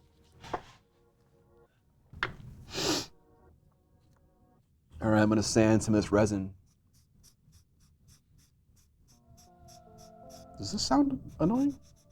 It seems okay. Can barely hear it. Okay. I think there was a squeakier part that I was sanding. Yeah, when you use the hobby knife, sometimes it goes.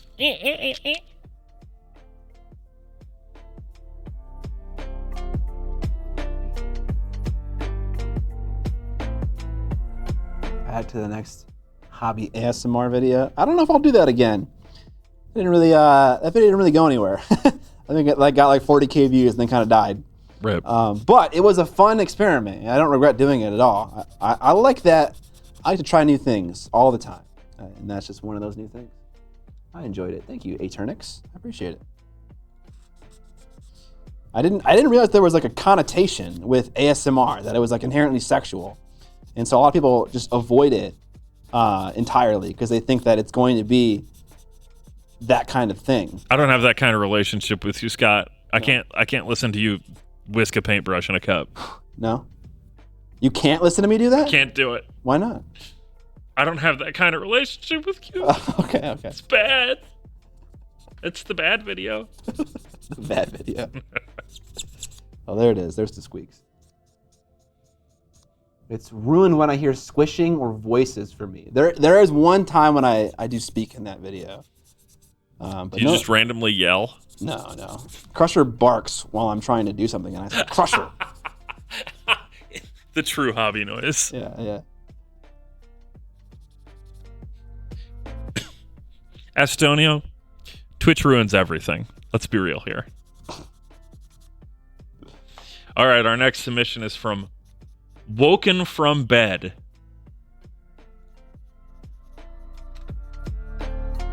Woken from bed.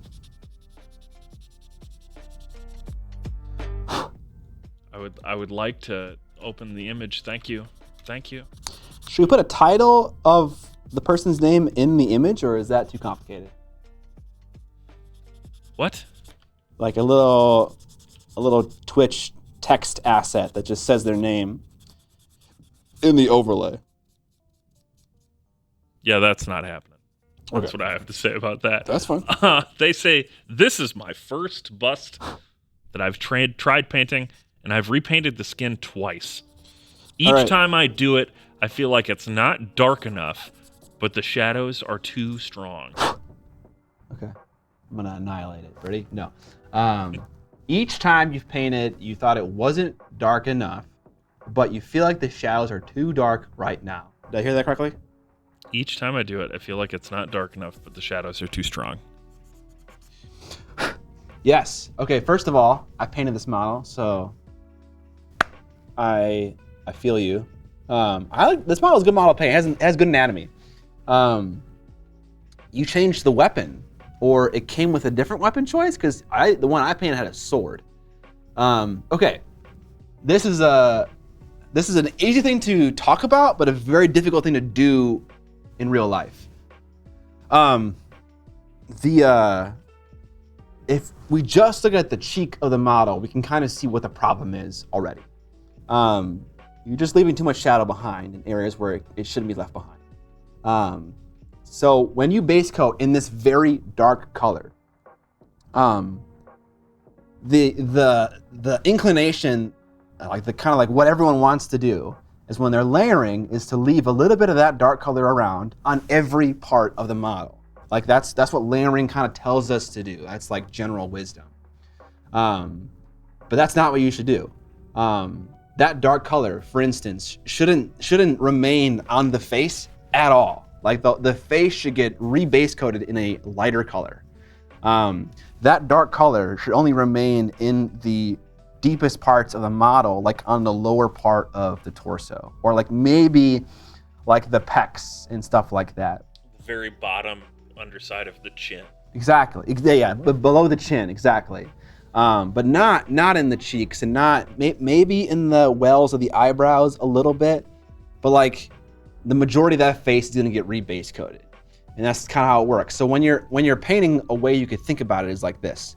You could, say you want to like paint the skin. You could wet blend the entire skin from top to bottom, where you're brighter on top and you're darker on the bottom. And that's your base coat. Now start highlighting from there. You want to use bright highlights that match the brighter base coat of the face up top.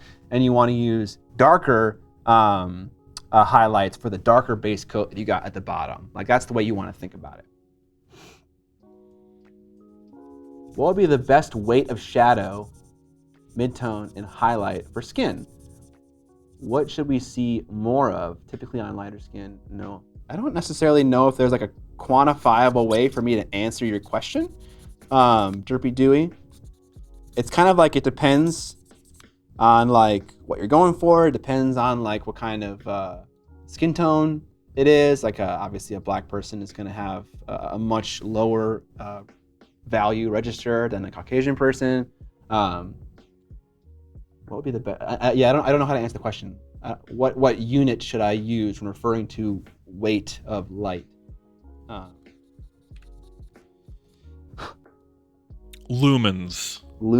Foot Candle candles. power. Yeah. Please describe how bright the paint should be in foot candles. What's a good way to do skin tones on a cool color palette? What if you just did skin tones how you always do skin tones, but you just mix a little bit of blue into the palette, or you highlight with an off-white blue? How about that? Do that. Highlight with an off-white blue. So mix an off-white blue into your skin tone to get your brighter colors.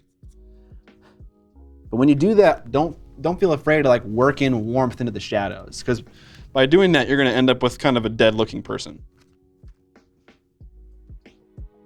Yes, that was a DeoGuard model, yes, by Cult of Paint. Me and Andy are going to chat at LVO this weekend. And he said he has a elf bust for me, and so I'm very excited about that.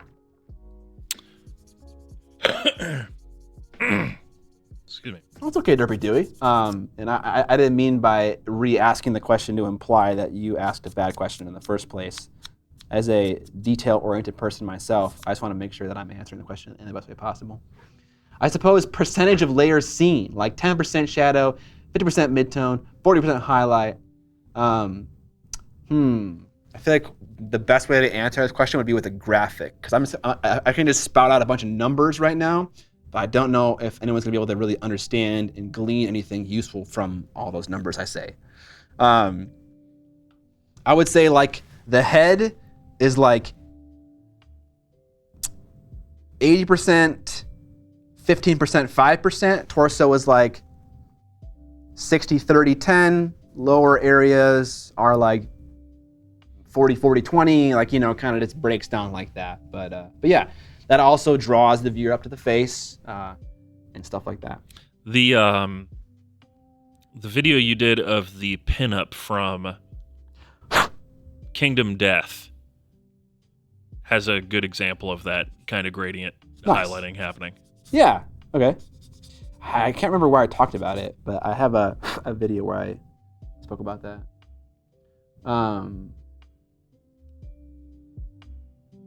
Scott, I got 2 gifts for you at Adepticon, baby. Oh man, 2 gifts?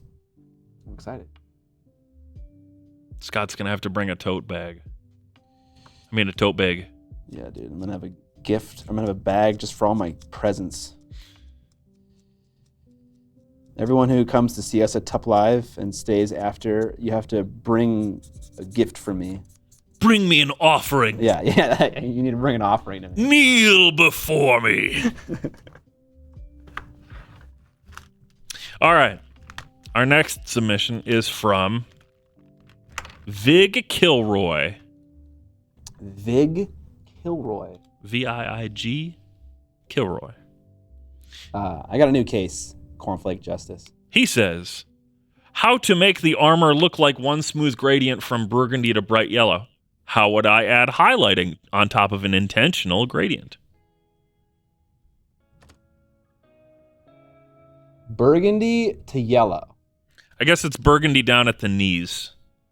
I don't think it's really burgundy anywhere. It's almost burgundy down there. Yeah. Almost. Burgundy is like a purplish red color. Yeah. I think you're doing a good job, honestly. I think that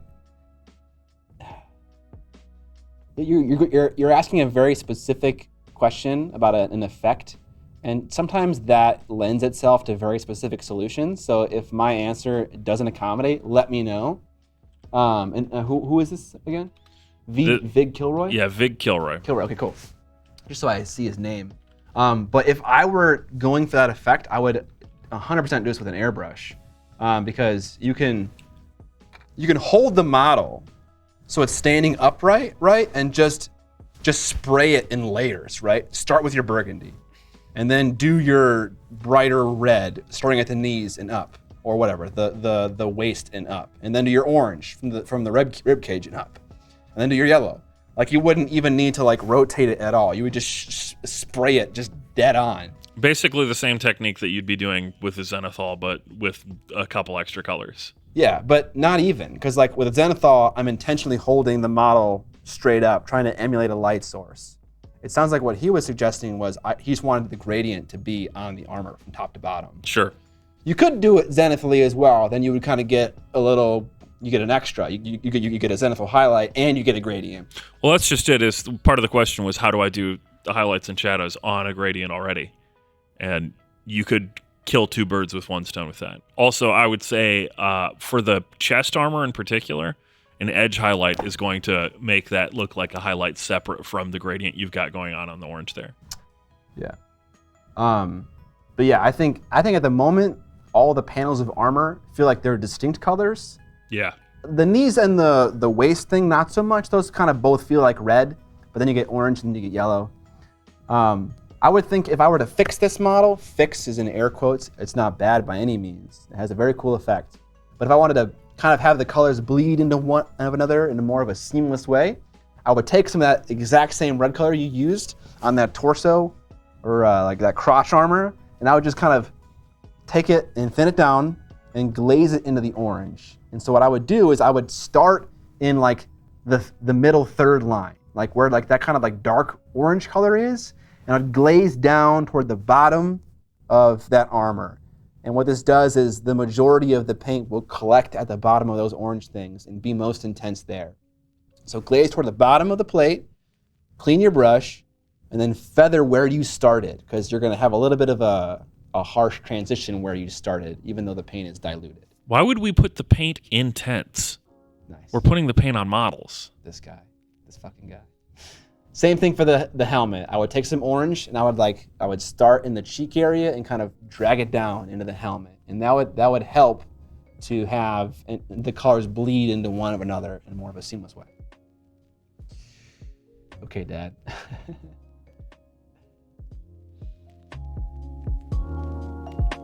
LR car.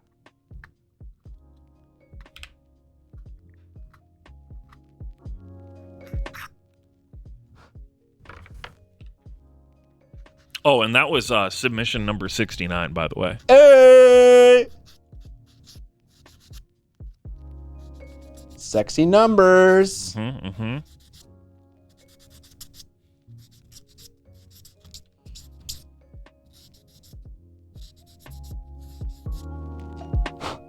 Truly the most predictable reaction in chat. So glaze instead of a wet blend, or am I misunderstanding? I think at this point in the model, I would do a glaze because it needs more of a surgical application of paint, and a wet blend is a little bit more haphazard. You kind of just flinging your brush all over the place. You certainly can wet blend with accuracy. It just takes more effort. Like when you make a mistake with glazing, it's very easy to fix because the paint is so diluted that you can just kind of like suck it up with a damp, clean brush. Well, wet blending, a little bit harder to fix mistakes, and it's also just inherently more messy. That makes a lot of sense. Thanks for giving me some afternoon plans. I appreciate the help. You're very welcome. Thank you for submitting your model feedback. I appreciate it. I'm already out of soda. It's sad.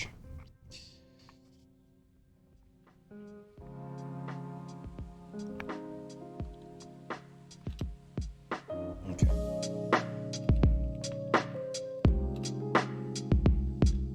All right, our next submission comes from D. Songer. D. Songer? Yeah. All right.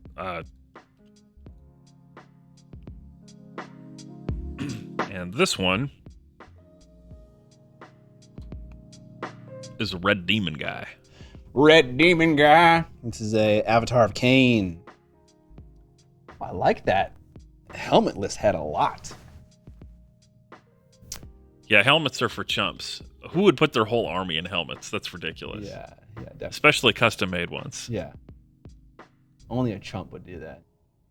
Really cool model. Painted really well. I love how the cracks of his torso are brighter than the tops of his torso. I think that's really cool. Was there anything specific they wanted feedback on? General feedback. Okay. I think you have this huge ocean of green right in between his legs, and it just makes me want to stare at his crotch all the time. Yeah, right there. That's where my eyeballs are going.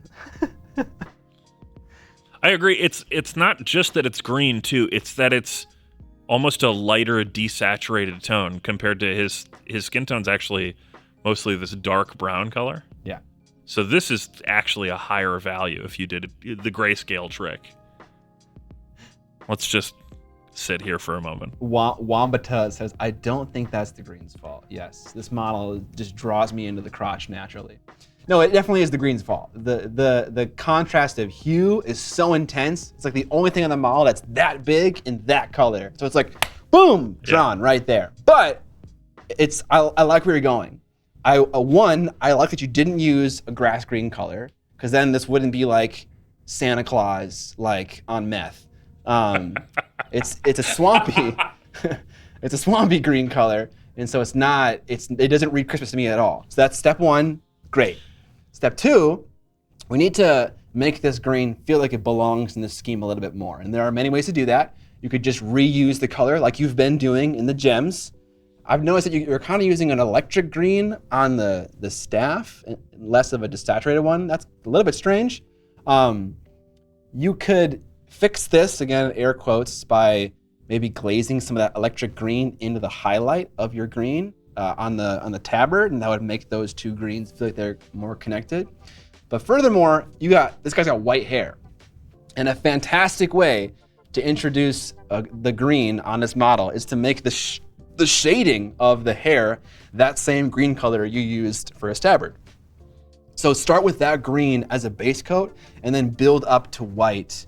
And then you'll have like this green that's more married into your paint plan. White is a great color to just sneak like tricks like that into. Whites, grays, blacks, tans, any neutral color you can like bend to your will color-wise and make other colors feel like they belong more. I also have one nit to pick.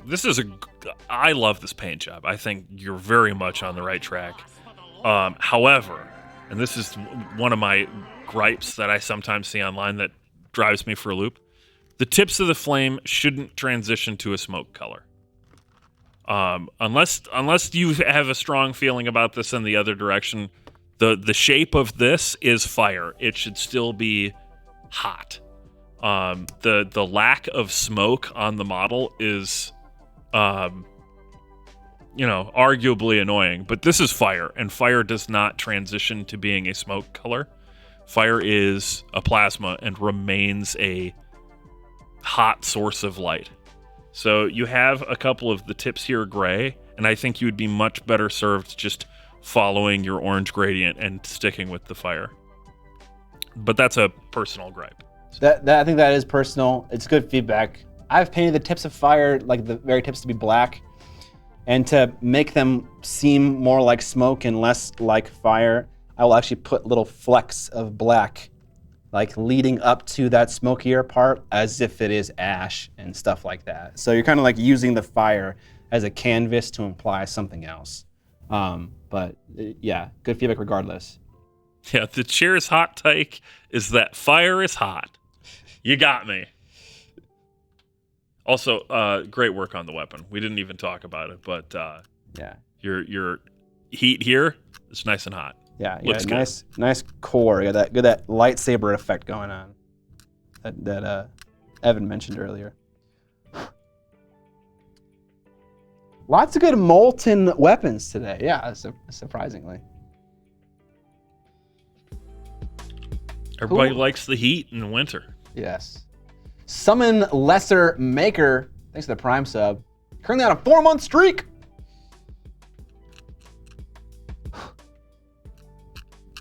Four months is a long time. Yeah.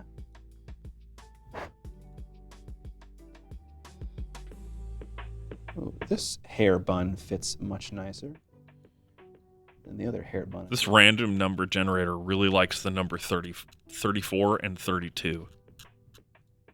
Are you like closing the tab and reopening it? I'm just using Google's thing where you set a range and then hit a button. It's just funny that it's rolled those two a combined 6 times. Oh, okay. I thought that whatever you were using, like obviously was generating a random number with a seed, and whenever you reset it, it would just start at the same number. Oh, no. Negatory. So that's an interesting concept for you software engineer nerds out there, is getting true random. But we can talk about one nerdy thing a day.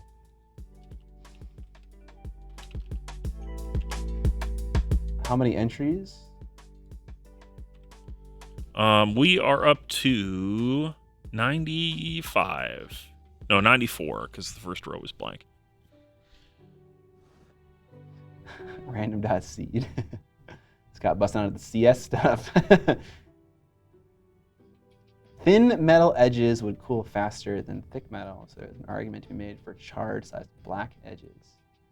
But they'd be easier to heat. Thin metal is easier and quicker to heat. That is true. Scott's gonna buy a room full of lava lamps to ensure true entropy and pulling random minis to review. What the fuck? That's a thing. Do you know what the fuck? No, what is this? What encryption software is it?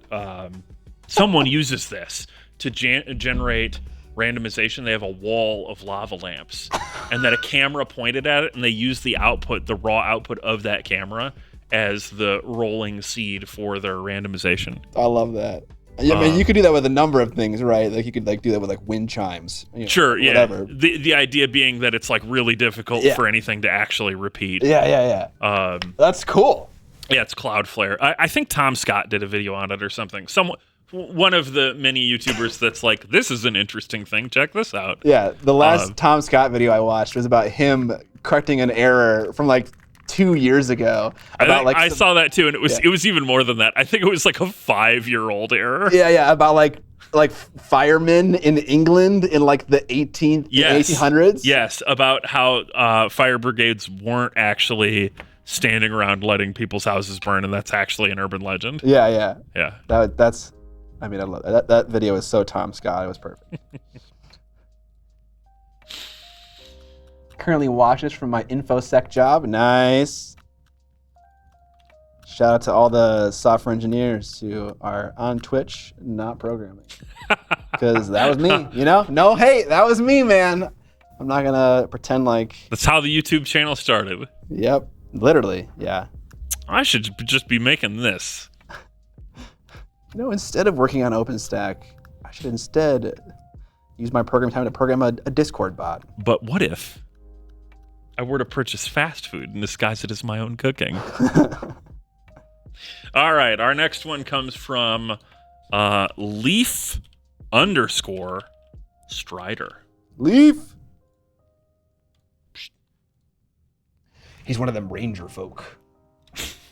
Strider.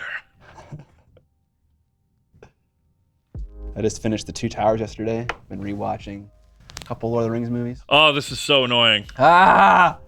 Hang on. All right. We got the big lady. Yeah, she's got thighs. What up, CRG Ubers? Kragubers? I get my best programming ideas when I'm fucking off doing other things anyways. It's fair, you know. Taking many breaks during the work period to like just allow time to think about what you're doing is very helpful. Gollum At least holds that's up. what you tell your boss. Yeah. No, right, of course. Gollum holds up, fight me. I don't think he does. And I've never noticed it until I watched it on HBO Max on my giant 4K TV. And I was like, I don't know. There were a couple moments in the movie, not just with Gollum, but with other things too, green screen effects, that I was like, wow, it's really obvious that this is a green screen. And I've never really cared to notice. But I was very specifically watching the movie, watching the visual effects, just to kind of see. All skill levels are acceptable Red Barn games. Yes. All right, so Leaf Strider says, I feel like the focus of the model goes to her legs. And boy, howdy, did that ever get proven when we showed the picture for like 4 seconds and Scott said, she's got some thighs. Yeah. What advice would you have for drawing attention upwards towards her face and torso? Well, you could always chop her legs off. Yeah. Boom. Solved. You should definitely do that. I mean, okay. One thing to think about is obviously brighter paint attracts things more, but also when something appears as brighter, it attracts attention. And things appear as brighter when they are a larger detail and have more paint on them. So because that thigh is like 4 times the volume of her face, even if you painted them with the exact same levels of brightness, hell, even if the face was a little bit brighter, that thigh might still draw attention because it's just such a large feature. The face might even actually be brighter with the OSL on the eyes. Yes, that is definitely true. I think the problem, there's a lot of little issues that go on. First of all, this model is gigantic, and like finishing it is a fucking triumph. So congratulations. It's a huge model. Like that beetle is gigantic. It looks really cool. I really like the magenta color that you got going on with the sickly green color, and kind of if that green. If the gold was a little green too, like I would be creaming right now. You have a really good color scheme, and you should be really proud of that. But I definitely get what you're saying a little bit. Part of this is a model issue. Like the model is just sculpted in such a way that if you were to paint the skin like a normal human being, you would just draw attention to that leg every single time because it just looks, it's a bare naked leg. It's hard to avoid, I'm trying to say. But how do we fix this? I think the way you fix this is like with a bunch of small solutions. One, you could bring down the brightness of the leg as a whole. 2, the bottom of the leg could be darker than the top of the leg. Notice how her foot is almost the same brightness as her top thigh, and that doesn't need to happen. That could definitely be less bright toward that foot. 2, the OSL effect is green. And her clothing and everything on the beetle is green as well. So your OSL color, which is like a spot color, for instance, is blending in with the majority of the model versus doing what a spot color is supposed to do, which is jump off of the page and be like, look at me. Like I like it should be like maybe what if Alarielle the Everqueen's eyes were glowing red, You have this red color in your scheme, this scarlet color on the unders of her garments and on some of her tendrils. Is that her hair, perhaps? I think that's her hair. Her hair, yeah. So what if her eyes were glowing red too? Like a saturated red. You have this desaturated scarlet that kind of is the gateway to allowing you to use red as a spot color. And you use like a saturated red for her eyes. It still goes to white, but like the rims are red. That would draw hella attention to the face. And also it could live in your scheme happily because of the space you've already carved out for it to exist in. Yeah, I think a combination or some of those should solve your problem, probably. It's the gateway to the thighs.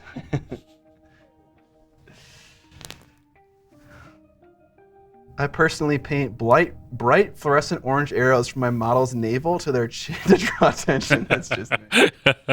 That would do it too. That also is a legitimate solution. There's a basing choice here too, which is you can paint your model as you want, and then you put them on a base that has an arrow pointing towards the area of the model that you really care about. There you go. Which says like, look here. Maybe even an illuminated sign, a little neon sign. Yeah. I want you to look here.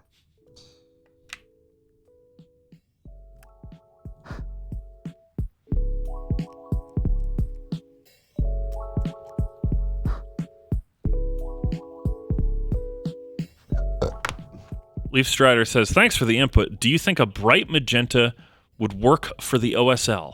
Probably, yeah. It depends on what you think magenta is. If you want to give me a specific color, I can be more specific. You know, I have an alternate idea that I'd like to propose here. Yeah, 1 second. Let me finish answering the question totally. Then you definitely can. If the magenta is too different than the red, a very easy solution would be just to glaze a little bit of that magenta into the red, whether it's the midtone, the shadow, or the highlight. It depends how bright the color is. But that's a very easy problem to fix if it's not marrying nicely with that pre-existing red color. All right, go, Evan. I was going to say, so she's got the outstretched arm that's turning into a claw thing. If you highlighted that as a bright color, that would naturally bring your eyes up and away from the leg to a degree as well. If her outstretched claw hand was, you did some sort of OSL effect on that was also a very high value, it would rebalance the model and make it so you're not just like, damn, look at them thighs. I think you're right. Honestly, I didn't even notice the claw thing. I don't even see it. Yeah, right now it's blending into the wing, and I don't know how much, I don't know how complete this is, right? It's clearly done to a very high level, but the claw seems like the only thing that I'm looking at that's just kind of like, are there highlights on this? I'm not even sure. So yeah, Leaf Strider says it is a whip. So I think that if the claw was, let's paint it magic, whatever color that may be, a really, really bright OSL green or magenta or an orange like you've got on the leaves and stuff, that will help rebalance the focus of the mind's eye away from her toned legs. I agree. And that's another important thing to mention, is that what I'm saying is not at all like the only solution to these problems.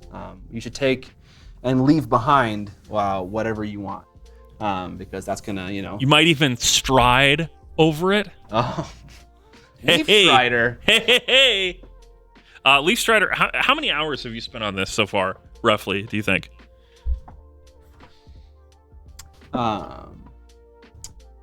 Did you end up moving to the new office? Yes, many months ago. We're in the new office right now. We're in the new office right now. We've been here. Alariel. Dude, I love the model Alariel, but I'm not super into the whole bug motif in the Sylvaneth range. I'm not a big bug man. 65 hours. Woo! Goddamn!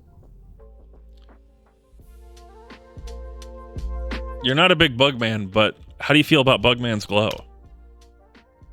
Nice. I've never really used the paint, so I can't say. Really? Isn't that like one of GW's most popular paints? It's possible. But I have used Bugman's Glow. I have a lot of skin tone paints already that kind of work for me, so I never felt the need to go out and buy other ones. That's racist. Maybe even a little bit. It's racist against dwarves, apparently. Which, I am fantasy racist against dwarves, so that does check out. That's, whatever. Dwarves are fantasy racist against elves. Damn knife ears. Cancel Scott. Dwarves suck, confirmed. Evan's about to start landing out some bans here. Our next one is from Hort __. Hort. Dwarves rise up. Hashtag Rock and Stone. Hort says, pretty happy with how my smoke fire blending turned out, but wondering if there's anything I could do to make it better. Smoke fire blending. Evan, look away. Well, in this case, it's only smoke. There's actually like no fire on this model. This is Star-Lord from MCP. And Star-Lord. MCP really likes to do implied fire with smoke effects, and I'm fine with that. But it's when it's sculpted fire. That's the only place where I'm like, no smoke on my fire. That's fair. Yeah, so I guess part of the problem is there's no sculpted fire, and so it's kind of like, where is the color coming from? But that's okay. You can make modifications to a model with your paint. I would say that the smoke should not be so white and should be more dark and gray. I think if the very tip of where the fire is being implied was like a brighter red, and then it immediately went into like a gray, and then a dark gray, and then a black, like right away, and you added some little flecks of black, like in and amongst the dark gray portion to like imply soot. That would for me, that would sell the smoke effect a lot more.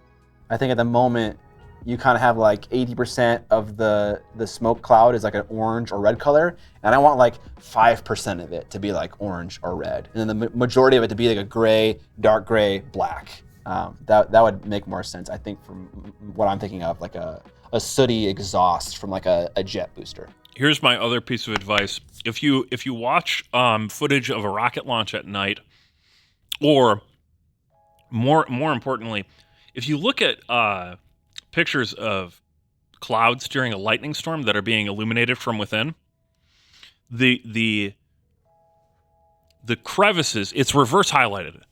The deeper the crevices, the closer you are to the light source, and so the brighter it's going to be.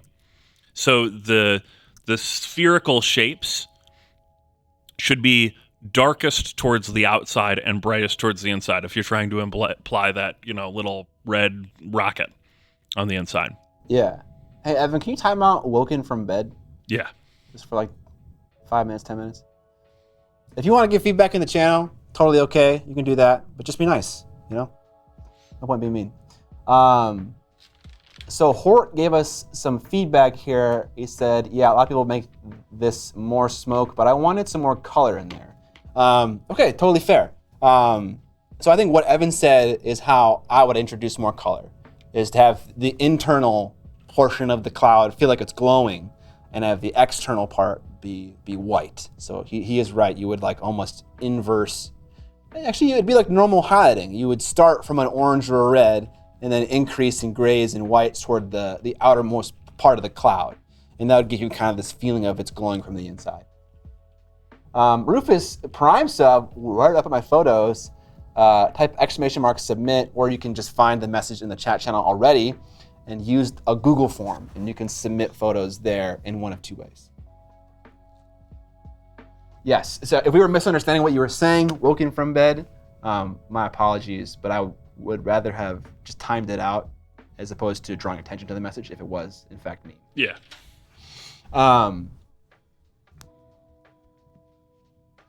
Yeah, cool. Yeah, feel free to, if we're giving feedback and it is not aligning with what you want the model to look like, feel free to course correct our feedback in chat. Or just ignore us Or and that. say that those guys on the internet are wrong and I'm going to make my own model with blackjack and hookers. Yeah. So. Exactly.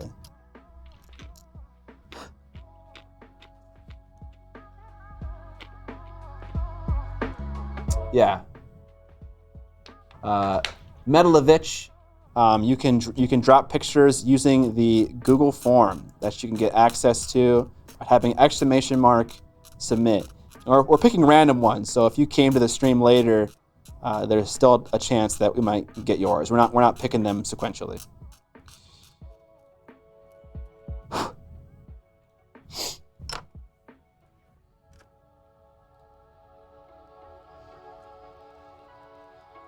that's totally fine. I'm the same way. I don't often like to, once I've put a model down, go back to it and kind of like change it. Once you put black on the base rim, you're never allowed to touch it again unless it's a repair. Exactly, yeah. The model's dead to me creatively.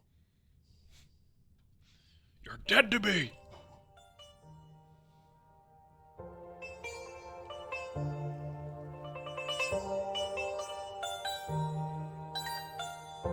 If I was interested in buying minis or busts for display painting, where do you recommend getting them from? I feel like so many places I find just have STLs. There is a document that Evan might have a command for that I have a bunch of like web stores that I like for display models. Oh yeah, we had that. Let me see. Goblin green base rims.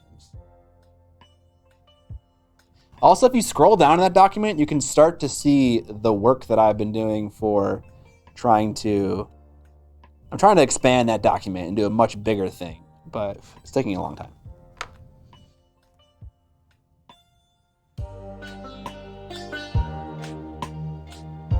You're very welcome, Falling Freely. I do not see that command right now. So. Okay. I think someone said that there was an option in the Discord for it, so maybe someone found it in the Discord. Oh yeah, it's probably pinned somewhere in the Discord. What you gluing? I'm putting together Duchess models for my LVO class.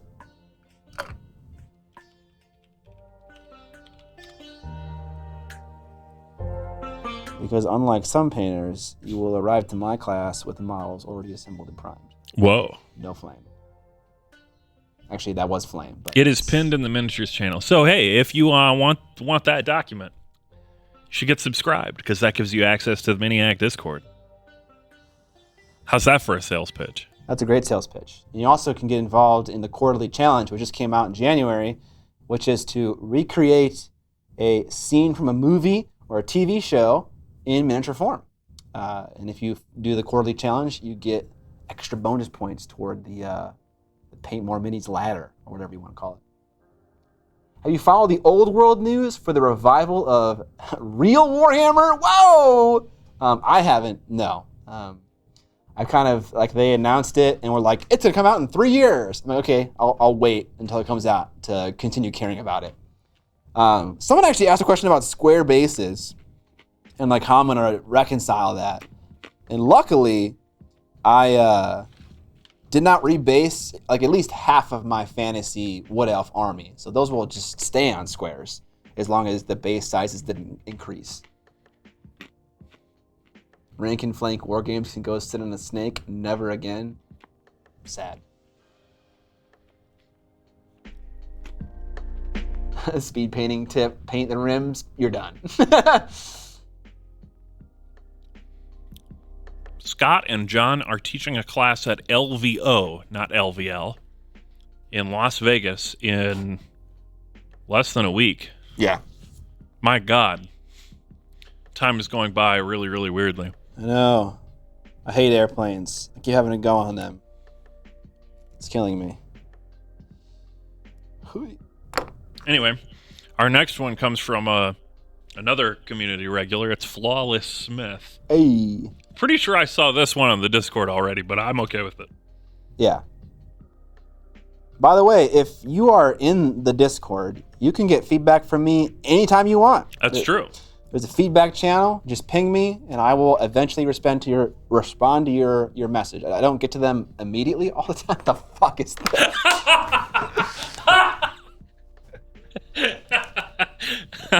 Perfect. Oh my god. You ruined my model. No, okay, I'm just kidding. Improved it, in my opinion. Okay. Fucking lollipops, dude. This is great. I've never seen this. Did they want feedback? Hey there, Mr. Candyman. This is great. Did they want feedback on something specifically? Just your thoughts. Thinking about submitting this to the LVO amateur painting competition. Do it. Do not do that. Do it. Oh, 100% do it. okay. Hilarious, absolutely hilarious conversion. Your NMM is really fun. It's very different than the way that I would do NMM. For me, it's still selling. You have a lot of this dark gray color and a lot of this bright color, and the way you've applied the paint in such a way gives it a brushed metal look. It's working really well. I wouldn't change a whole lot with it. Maybe I would add in a bit more mid-tone. You kind of jump over it completely, but it really isn't harming it a lot. I think it works. It does. It's definitely elevated the horny levels of this model. Yeah, definitely. Okay, the one area where I would say you need some improvement is in the face. And also the skin kind of in general. I see like a little bit of a highlight like right here on his cheek. But really you gotta push that highlight all the way up into the area like right here and on top of like the back of his eye and like on top of the forehead where it's exposed. Like he's like staring directly at what you would assume is the light source, right? So you need some of that brightness on the bridge of his nose, on his exposed forehead, on his upper cheek, like right into that tear duct area. You gotta push that up because just being like right here is a little strange. Yeah, and that would also brighten it up. It would draw more attention to the face and more importantly, the lollipop. Also, what about gloss coating the lollipops? Yeah, there's also one thing, before you dive in on the lollipop, there's one thing on the lollipop that I'm noticing, and that is one of the white swirls is going in the wrong direction. The one in the center is going in the correct direction, but then the second one is going the wrong way, and then the rest of them are all the same swirl direction. Yeah. So before you gloss varnish the lollipop, you might want to change that because it jumped out to me right away. I do think that gloss varnishing it for the effect would be awesome, though. Yeah, that'd be fun.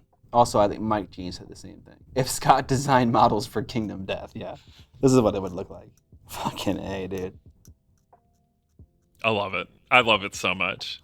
What it reminds me of is there was a... God, remember when 300 came out, Scott? I don't know if I remember when it came out, but I have seen that movie so many times. Was that 2006, 2004? Something like that. Okay. Like almost 20 years ago. No, I did see that. I saw that with one of my friend's dads who was a little bit looser on like his rules for what movies kids could see. It's fine. Yeah. Whatever. Yeah, I'll take him to the movie. Sure, whatever. It's like, fuck yeah. Okay. My man. Yeah. Terminator sounds good. Let's go, kids. Yes. When that came out, someone made the rated G version of the trailer for that film. What the fuck? And all of the weapons are replaced with like lollipops. Just like badly photoshopped on. That's awesome. And that's stuck in my mind forever. Yeah, that's great. Tonight, we will dine in Cake Town. It's like redubbed. So bad. Great. Someone said this in chat. Maybe Lord Vlad said maybe put some purple on the tongue, and I think that's also a good idea. Oh my gosh, yes, of course. Yeah, a little bit of purple on the center of the tongue. It's real good though. Real good. Yeah. In your Make Any Miniature video with the Duchess, what color green did you start with, and how did you get the final result? I used... what is this GW color? Cabalite green, which I also discovered is the exact same as phthalo green. If you're more of a, I don't know if you want to pop over into the painting camera. We haven't been using that a whole lot today. Sure. But I use Cabalite green, which again is just phthalo green. Very similar. Looks like this. It's this emeraldy kind of green color. That looks way more blue. Man, holy shit. This color just looks so fucking blue in the camera, and it isn't. So don't look at the color. That's so wrong. Ignore what the camera tells you. Yeah. The camera lies. It does. It does. It very much does. Yes, there is a Miniac action figure on the wall, indeed. But yes, Cabalite green. I mixed in a little bit of turquoise into the. You know what? I think what I did was I highlighted with off-white blue and then with pure white. So I did those two things to get the final result. But if you want very specific instructions on how I painted the Duchess, I made a course that you can go to necropolis.miniac.co, and you can see the whole course. There are a few free videos that you can watch so you can get an idea on how those work. And then you can pay for the whole course if you want to. That's Morbius. You're very welcome, the Super Gamer Boys. Yeah, I haven't finished the lower part of that document, but I want to at some point. Okay, keep cleaning this arm. How much progress have you actually made on your hobbying Don't today, ask. Scott? Don't ask. I'm on model number 2. It's bad. Things are going fine. We're all fine here. How are you? We're fine. Honestly, this is bonus time. I didn't plan to do this on stream, but I've been wanting to try out a CNC focused stream for a long time. And I like Command and Conquer a lot. Yeah, me too. I was always more of an Age of Empires guy, actually, so I can't say that. Command and Conquer Generals is pretty great. And then, of course, the alternate timeline stuff is really great, too.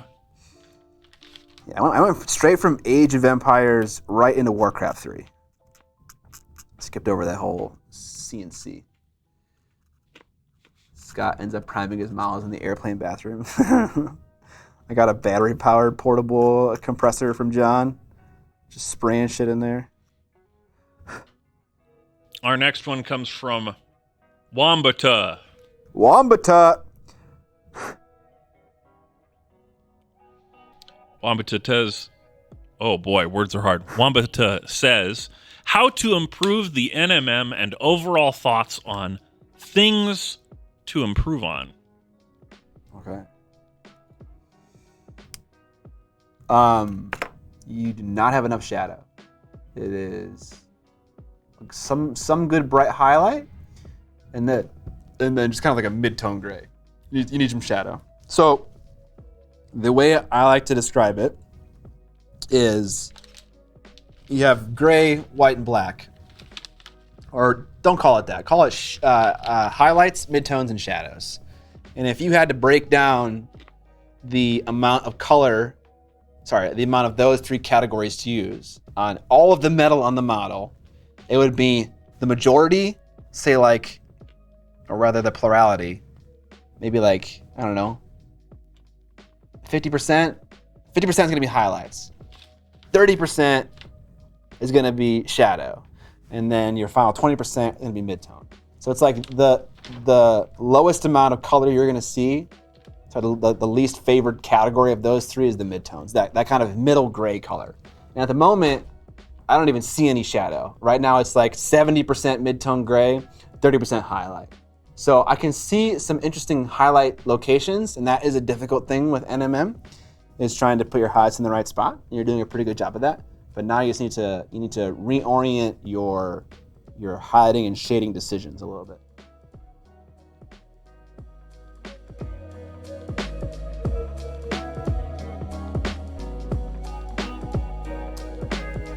What kinds of paints do you recommend? I don't know.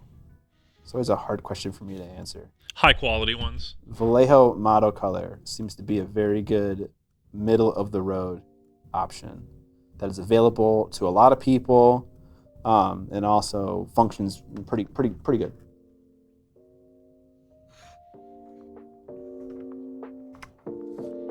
Pro Acryl Cult, rise up. Damn right. You're very welcome, Wombata. Thank you for submitting your model for feedback. Oh, also, he wanted general feedback. Are there other pictures of that model? No. Can I see it again? Yep. I want to see that skin.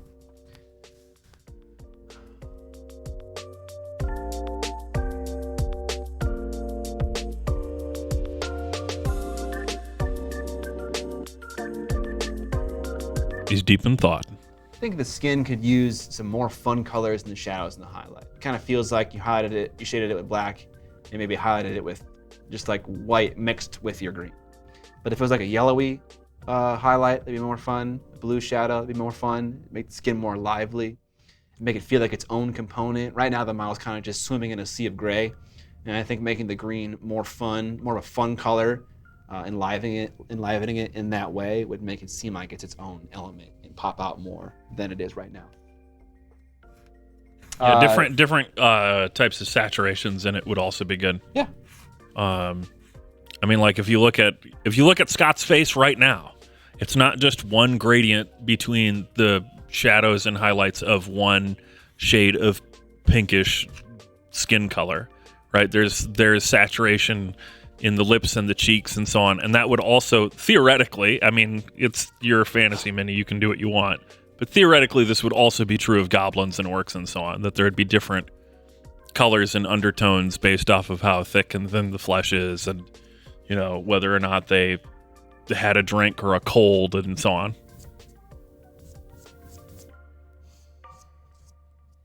What about glazing some reddish colors? That'd be cool too. Yeah. A lot of people do that, like toward the nose and the cheeks for like goblins. It's a nice contrasting color with the green. That's definitely an option as well. Thank you for mentioning it, Rufus Kid. How do I send a pic? I'm new. Type !submit.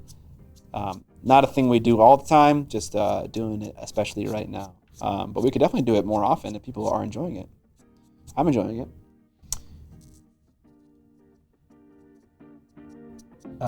Someone mentioned, anyone ever order paints in the Midwest with any luck? I don't have to do that. I go to stores when I buy paint. And then someone else said paint manages to survive when it's frozen. I'll say one paint that does not manage to survive being frozen seems to be Vallejo Metal Color. If you're going to order Vallejo Metal Color, make sure it doesn't sit on your porch in the winter for a long time. All right, I'm going to heat up this sword now, so. Go ahead. Yeah, you're good.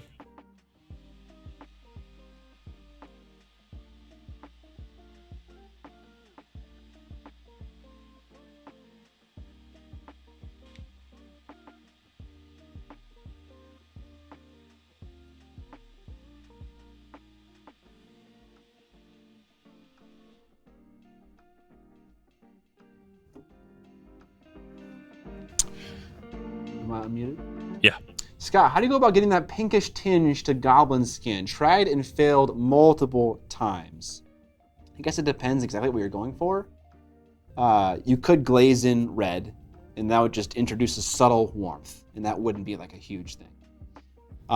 If you want something more intense, I think I would start it in the base coat layer. So it'd be a wet blend from green to red in the areas that I'd want to get it, which is hard to do because you kind of get that muddy mid-tone. But if you can kind of like hop over that quickly, so there's still a transition, but that muddy mid-tone isn't dominating the model, you can then, once you got that base coat in place, with kind of more of a base coat, desaturated color, you can then highlight those areas with a brighter red.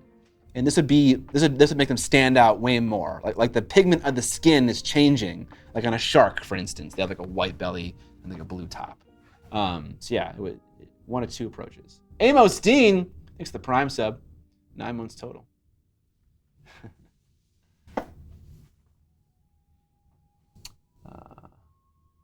Scott, I have a lot of ideas for minis I want to paint, but my skill level isn't high enough to make them come true, which stops me from starting on them. Any tips? Paint more minis. Yeah. I mean, if you're a creative person, you're never going to stop coming up with ideas for models. So the more you just paint, the more it's going to empower you to feel like you can actually accomplish your ideas. Just like with models, you don't have to savor them. Same with ideas. You're going to keep getting more and more ideas, especially the more you involve yourself in the hobby. So don't like clutch onto those pearls or ideas as much as you are right now. They're not super. They're not as as special as they feel because you'll always come up with more. So yeah, just try them out. Do them poorly, and then get better and better and better every single time. Yeah, take the Stephen King approach and write like 3 novels a day. There you go. I think his number was like 15 pages a day minimum or something like that. Just to keep getting ideas on the page. Nice. Our next submission comes from the incredible Mr. Edible. The incredible Mr. Edible? That's nice. Wait, is the incredible in the name? No, but it's incredible Mr. Edible. Nice. Oh. This was provided without instructions for specific feedback. So, general thoughts on how to take it to the next level. Is this a Zombicide orc model? No, this is something from Fallout, I think. Okay. I think this is a super mutant wearing Fallout power armor. Okay. It might be a 3D print. I don't know if this is official or not. But Yeah, it could definitely be a 3D print. It's always kind of hard to know. Super mutant. Super mutant. And there was no specific direction for feedback? No specific directions. Okay. Frank Horrigan from Fallout 2. I think you were definitely right about the Fallout thing. I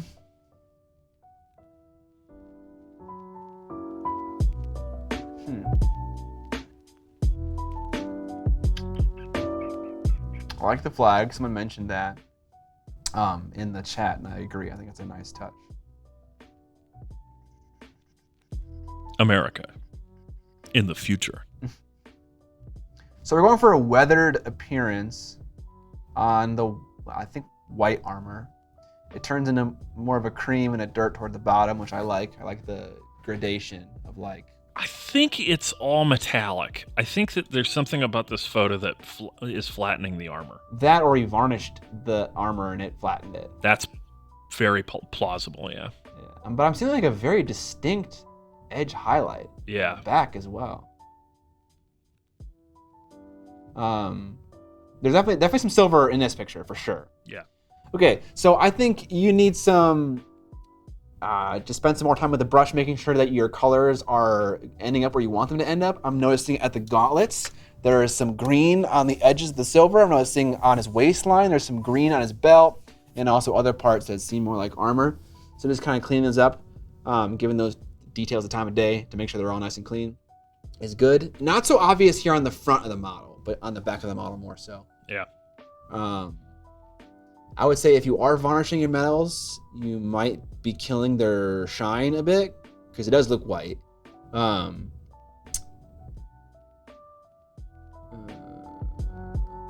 This picture isn't as useful. Can we see the front one more? Yeah.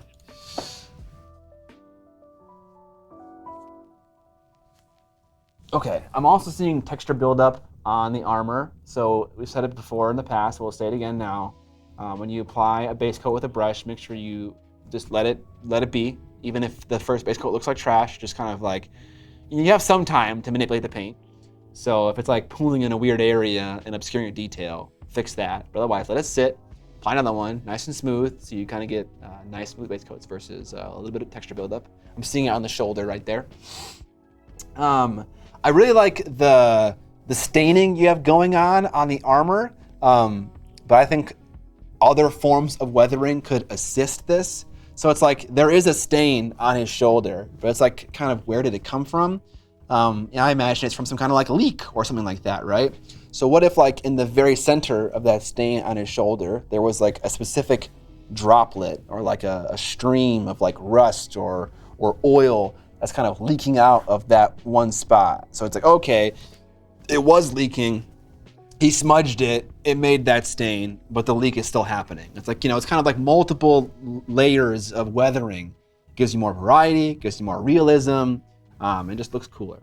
Also, weathering is a great way to break up a smooth surface like this to do less blending, because it is largely one base coat, not much contrast there. But if you have weathering to break it up visually, you don't need as much contrast as you normally would. So some other kinds of weathering would be great, some chipping, maybe some rust in these deep recessed parts, and then some more time and attention kept to having the paint end up where it should end up. Can we link our Instagram? I think we're avoiding Instagram if possible, just because it's not very nice for zooming in and seeing nice crispy details. It's a pain. It's doable, but it's a pain. I'm glad to hear that. Gum Poo 9. Appreciate the positive feedback about the podcast. If you're gonna be at LVO, John and I are doing a live version of the podcast at LVO. It isn't gonna be live on the internet, but it'll be live recorded and then published later as an episode. Does it really count as live if only people who are there get to experience it? I guess it depends on your definition of live, I suppose. I would say, but yeah, it does. But I'm being me.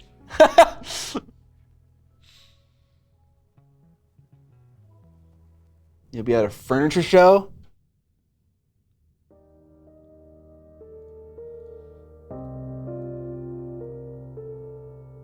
Oh gosh, that was way too much super glue. Uh-oh. Recorded in front of a live studio audience. Yeah, there we go. That's the right thing to say.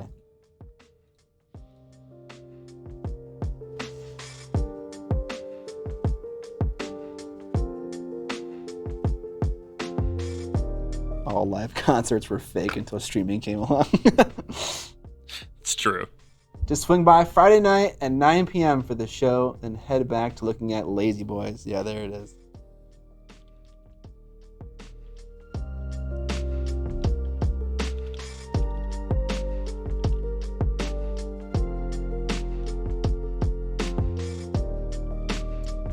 The JDI, the solution is to not put the cap on your super glue immediately after using it. Super glue has chemicals in it that evaporate pretty quickly. So just leave the cap off for a little bit, maybe like 5 minutes. I don't know what the right amount of time is. And then it'll evaporate, and then put the cap on, and it will not, get, stuck in there. The cap won't stick to it, etc.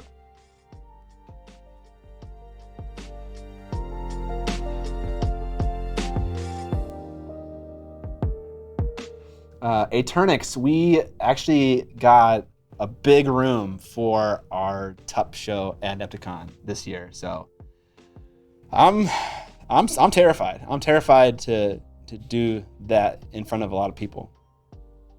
I was terrified when we did it in the small room.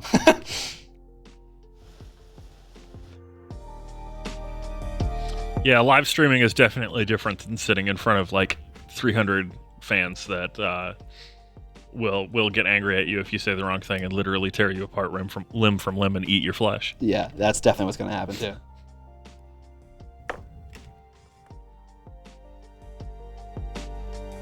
Yeah, you can like... John says they put up 150 seats, but the room holds 180 plus. Just show up.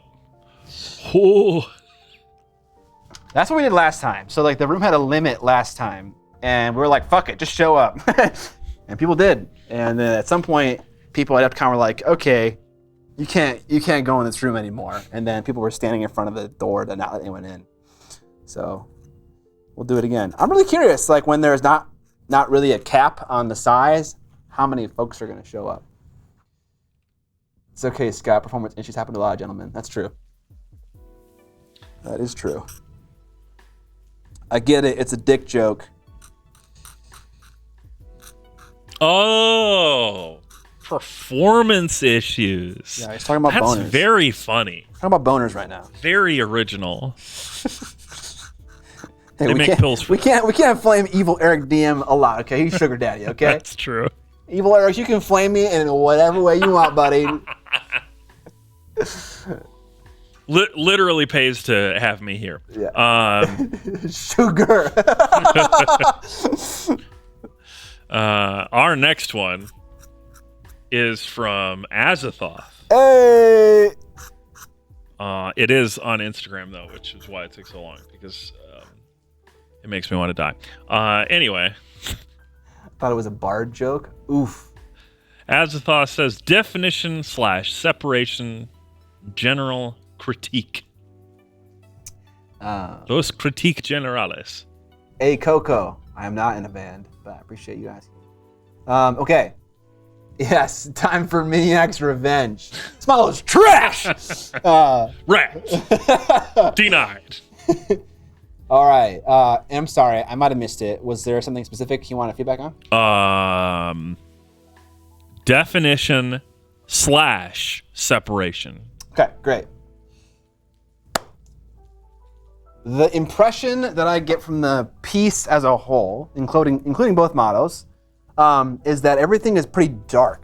There isn't a lot of brightness. Obviously, the white is a bright part, but that's kind of it. Once you remove all other, just the white parts, Everything else is just kind of really dark. So I think we need more contrast across the whole piece, not on a specific part.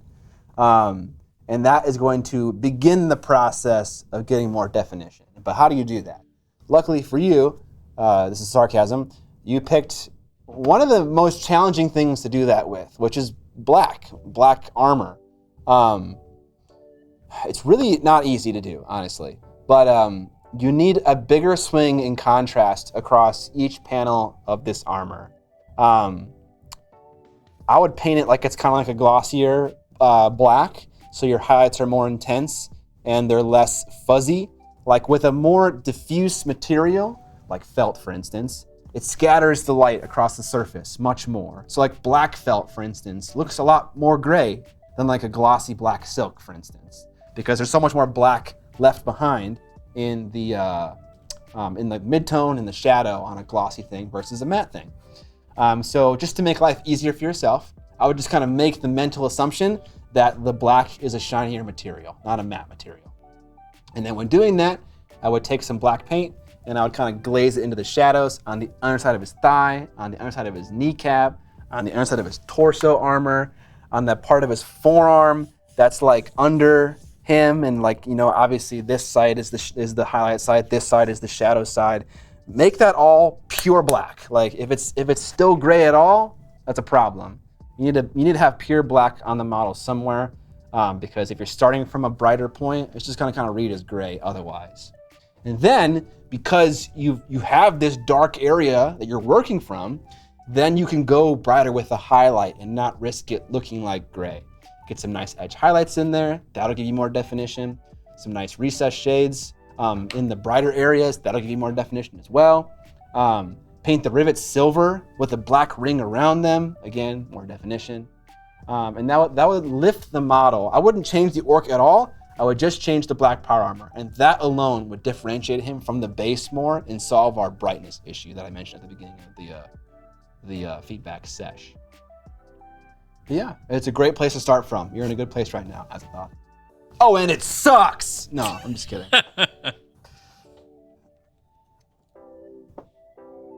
Have I missed myself? Old Tal Pine. No, I don't think we've done that name yet. And there's a good chance, just to kind of be honest with y'all, that we might not get to some submissions. We definitely are not going to get to some submissions. Okay. Because we have done roughly 20, and we have another 80 that we haven't done. We did 20? Oh. 1, 2, 3, 4, 5, 6, 7, 8, 9, 10, 11, 12, 13, 14, 15. We've done 16. Damn. Yeah. Why don't you like that model? Because it's a Space Marine. Space Marine. 23 EDSA. Thank you for the Prime sub. 19 months total. Celebrating 19 months of getting kicked out from the Discord thanks to Prime. We appreciate your subscriptions. Yeah, the Twitch bot is it's a little ruthless. I mean, I'm just gonna do it because it's what the number generator rolled. But speed run submissions. Yeah, we're moving right along. So this one is from some guy named Ninjon. This is trash. How can these zombers look better for people to look at and say, wow, that's cool zomber? I think you need to restart. I agree. I think first we need to discuss what's the best stripping solution, because that's your first step. Maybe just acetone. You know, honestly, the only the model is savable, just melt it down into liquid glue and then use it for your plastic cement. Because like this is just, we can't fix where we're starting here, you know? Boo this man! Horseshit model. Is Miniac sanding with strawberry sugar wafer? No, this is it looks like it. This is oh no, it wasn't Tamina, it was the God Hand stuff. This is a God Hand sanding sponge. I have a couple of different God Hands. God Hands. Is this for Golden Demon or Golden Dumpster? Boom, roasted. Yeah, this is John's Golden Demon diorama. It's just 5 zombies on pieces of poster tack. Yes. That's a cool diorama idea. I like it. It's called Whip. Yeah. It's very avant-garde. It's a meta commentary on the state of miniature painting as a whole. There was one of those at the last Adepticon. What was his name? David Diamondstone painted a black and white Space Marine diorama, and it looked beautiful. And there was a little chat bubble blurb that was like something about them not being tournament legal, despite them being like beautifully painted, but they only used 2 colors, so they weren't tournament legal.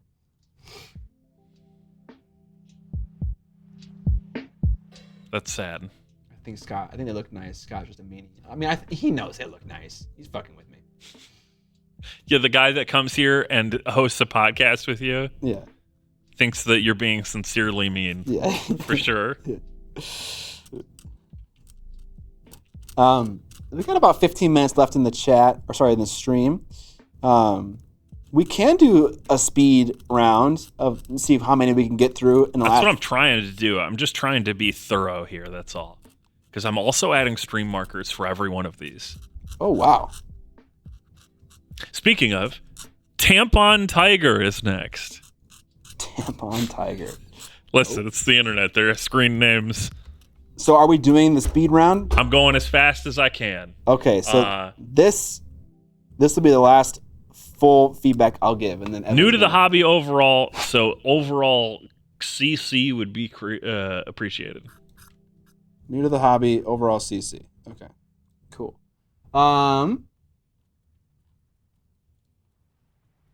Man, it's big model for a beginner, you know? So it's like trying to pick out things that are easily accomplishable. You got rivets on his purple armor. Why don't you paint those rivets silver? I find that with a little base coat, just makes them pop. You got a nice little purple outline around the rivets. That's gonna make them pop even more. Paint them green. You know, paint them a different color. You know, give them some TLC. Yeah. What the hell happened to the camera? What? Oh, did it die? No. The wireless receiver died. Look at that crotch goblin, dude. That crotch goblin. This thing? Oh, I see what happened. Came unplugged. Oh. Can you plug that in? Yeah. The vibrations were too much. The vibrations. What else? I don't know if this is happening. I'm kind of assuming this is happening. But your purple armor is being highlighted with a light blue color. And in my head, it feels like you're kind of running over your original midtone a bit too much with that highlight. So I would reintroduce some of that purple back into the midtone to make it seem less like a lilac. That I'm just kind of guessing that you weren't going for lilac. Because on other parts of the armor, it isn't like that. Like kind of his forearm with a big ball on it. There's like a lot of lilac there. But elsewhere, there really isn't. So kind of make sure that you're hiding as much as you want to without changing what the thing is supposed to look like. Cool. All right. The rest of these are gonna be speedy. I'm gonna give fast feedback, and then we're gonna move on. Fast feedback. I make PNG tuber avatars. Hit me up. I have no idea what that is. Is that like a little kind of fun cartoon version of like my face or something like that? You're a cartoon version of your face. All right. Warsmith Paint says, give me ruthless feedback on this. I want to enter it as a competition piece. Competition standard. You have texture buildup on the model. Not enough details on the face are readable. I want to see where the lip, like where does the nose end? Where does the lip begin? Where does the mouth begin? Like, I'm not seeing enough definition in the face. And if it's not on the sculpt, you have to make it. Next. Next one is gonna be. That teal was nice though. It's nice teal. Same with the hair. I want definition in the hair too, even if it doesn't exist. I want you to make it. Matt B says, I would like to know how to make them look like they've been fighting. They're all a bit clean and fresh off the production line, if that makes sense. Okay. Still new. Give them do some dry pigments at the bottom of their feet, like they've been walking in whatever, or like take a sponge from that's used as packing material and rip off a chunk and get some brown in there and start to stab that brown onto the model to kind of give you like some mud. Take a toothbrush, put some blood on it, not real blood, and flick it onto the model to give him some gore, like he's been slaying bitches. You can do the same thing with the sponge with a light gray to add some scratching on the power armor. Zolteris, thanks for the raid. That's it, next. Go, go, go. I'm face checking these first. I can't just open them blind. I want to see someone's dong, okay?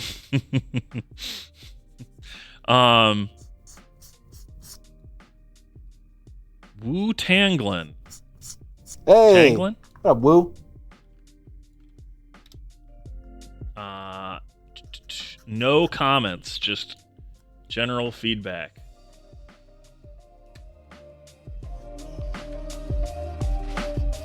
Can we zoom into the face? Yes.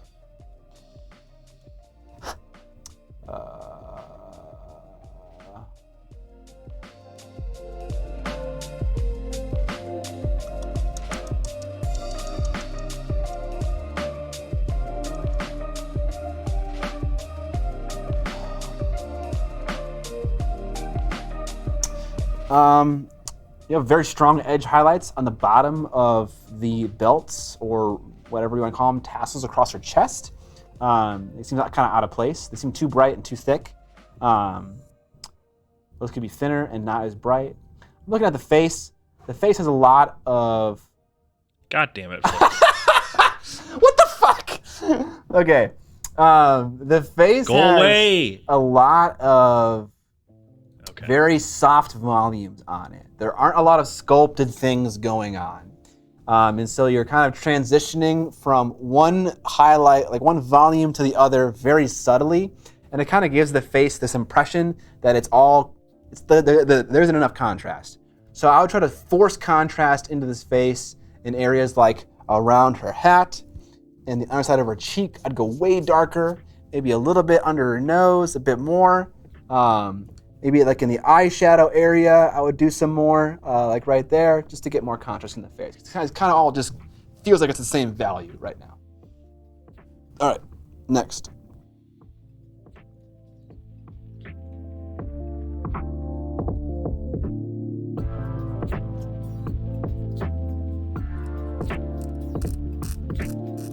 Weird bird. Weird beard? Weird beard. Falling freely, yeah. I mean, she does look like an Eskimo, so maybe some more warmth on the end of her nose and her cheeks. Thinking about entering this into something. Submit this model to Golden Demon this year, and I'd love feedback on the whole piece.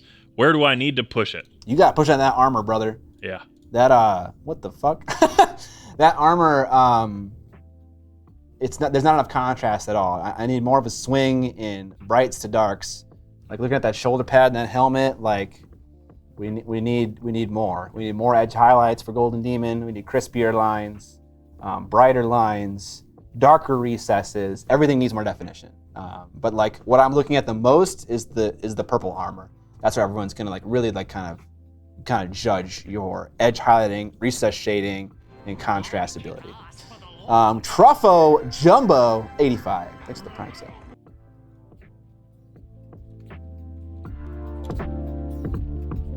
Our next one is from Kevin Sky 909. How to add contrast to the model and give it a deeper bottom of the ocean rust bucket feel. I feel like it's a little too one note or that the green clashes with the blue. I was thinking about adding white barnacle clusters. I think you went overboard with the texture. I think it's a little too textured. More contrast. I think some rusting metals would really sell right now. So like, I want some silver peeking out amongst all of the barnacles and the weathering. and then I want there to be like some obvious orange weathering on there. I'm a bit confused as to why like certain parts are more of a desaturated sky blue and other parts are more of like a red burgundy that's been dry brushed with green. I don't know why certain colors are others and others aren't. But yeah, that's it. We're going fast. Yep. Next one is from I Free Refill. And it is general feedback and thoughts on true metallic metal. I've been experimenting with mixing inks into Vallejo silver. Do you think picking up a range of true metallic metal paints is helpful or necessary? No, I don't think you need to pick up a range. I think you should just buy them one at a time, because metallic paints are they're either going to operate how you want them to or they're not. And then if they don't, you're kind of stuck with a whole box of paints that probably works the same way. So I would definitely buy them one at a time until you kind of find what you like. Like I like AK Interactive and Scale 75's golds, and AK Interactive's silvers. And I found that by picking up one paint at a time. And then I bought the whole set.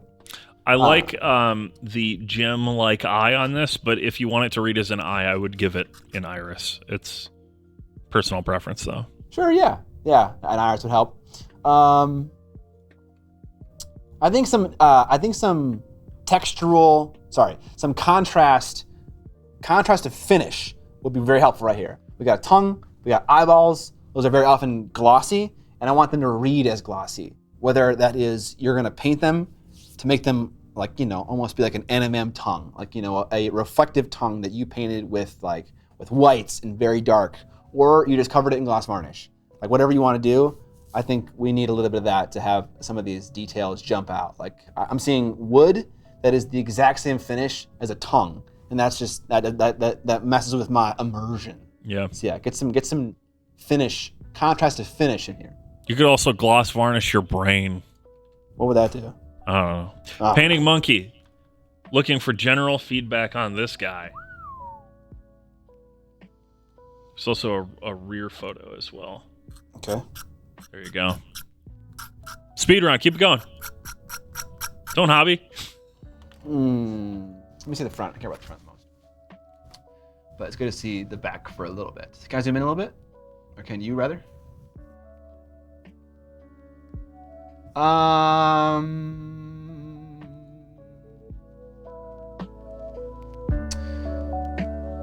If you're going for gold, there is not enough gold, yellow, ending up in the final result for it to read as gold. It almost kind of reads as brass. There are certain parts like where on his thigh, and I commend you for trying to do OSL with a orangey yellow light source onto a yellow reflective surface. Like that's just very difficult to do. But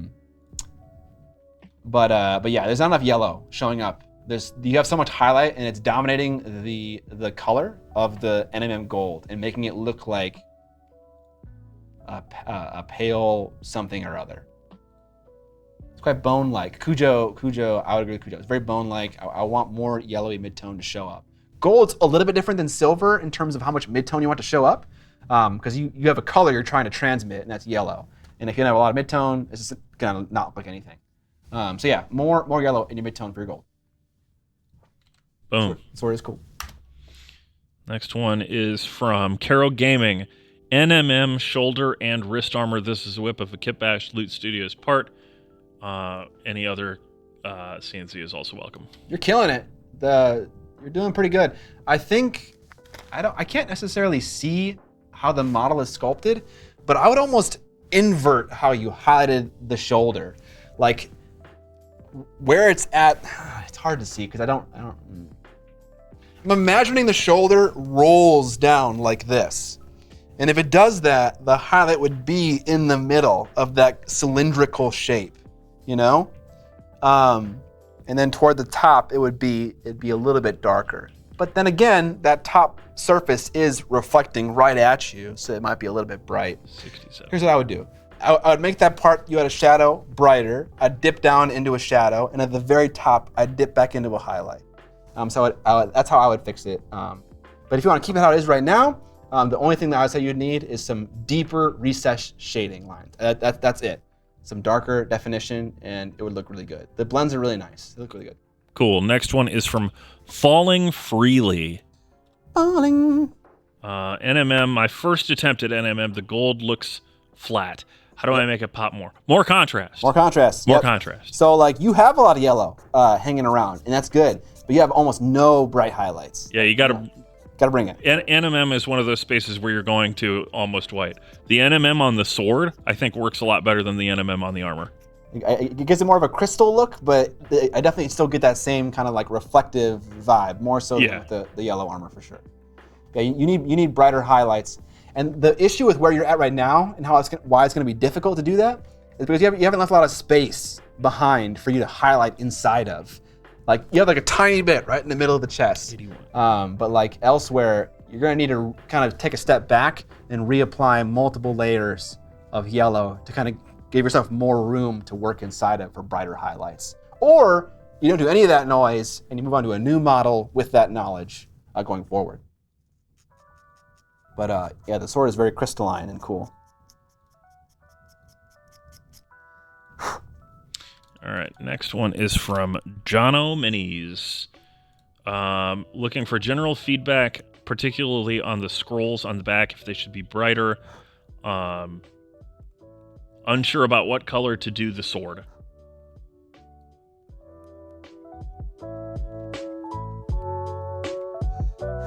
Scrolls on the back. Oh, this is very nice weathering. I like it a lot. I think your parchment is totally fine. I don't think it needs any work. Can you say again, what are you saying? Also, color for the sword. Oh. Which is still basically just primer. Turquoise. Honestly, at this point, this scheme has no direction in terms of color, and that's not a critique at all. You're like intentionally doing a desaturated scheme, but because of that, you could literally pick any color for that sword, and it would work. I mean, my inclination would be to do something really bright and wild. Sure, yeah. But like, it could be red, it could be purple, it could be yellow, it could be blue, it could be anything, it could be green, and it would work because there's nothing that's pinning you down at this point. Rainbow sword, do it. Is he a blood angel? I'm seeing an inverted teardrop on his knee there. It's a bird. Bird head, yeah. Okay. I would do teal, turquoise. That's preference, you know. You got kind of like a gray, cold thing going on right now, and there's sort of a blue-green push to the gray. Yeah, for sure. And so I would lean into that with a teal sword, but you can do whatever you want. One hundo is next.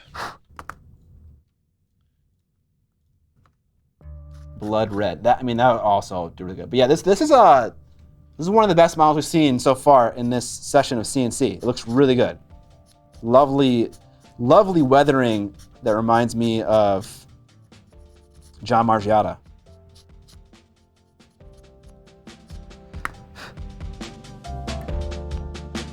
Partial teal myself. Nice. Thank you. You're very welcome.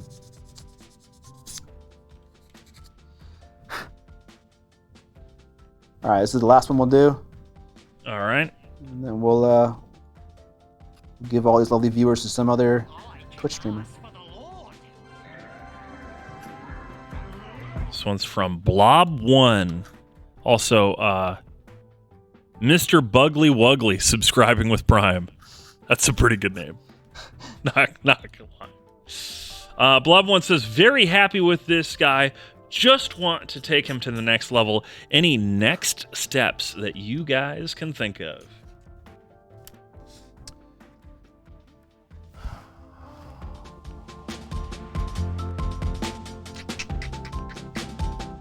Is there dust on this model? Yes. I see dust and hair. Well, before you paint it at all, get a soft, like, dry brush. Like a makeup brush or some kind of soft big brush and dust it off. I think that saturation-wise, the only thing drawing my attention is the face. Everything else, even though you're using red, yellow, and blue, they're all pastel desaturated. Yeah, it's all desaturated colors. So punch up that red, punch up that yellow, punch up that blue. Like, make it orky and obnoxious if you want to. And then that will make the whole thing just, I think, be more orcish to me.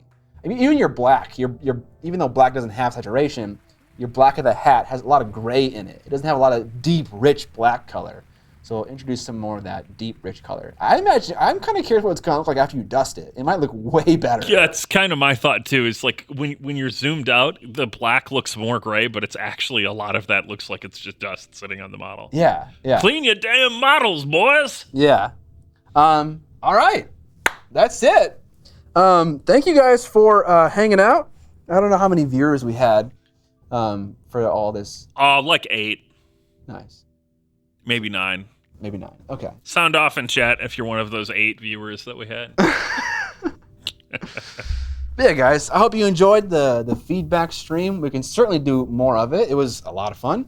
It always is a lot of fun streaming. It was very productive, too. Scott got a lot of hobbying done during this stream. Yeah. Okay, yeah. I think we're going to might have to just carve out some time just to give feedback, because I don't finish much of anything. It's hard to look at a screen and talk about what's on the screen and also wield a knife without destroying your model or your hand. Yeah. I always kind of do this to myself where I'm like, oh, I'll be fine. I'll figure it out. And then I just don't. And I just nod and go, okay. Yeah. All right, who are we rating today? I'm not sure.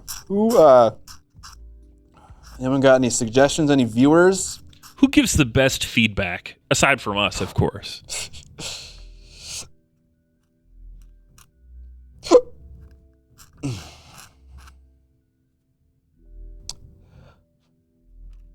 We haven't rated Monument in a while. We could do that. Oh, yeah, let's do that. Let's do that. Yeah. All right, y'all.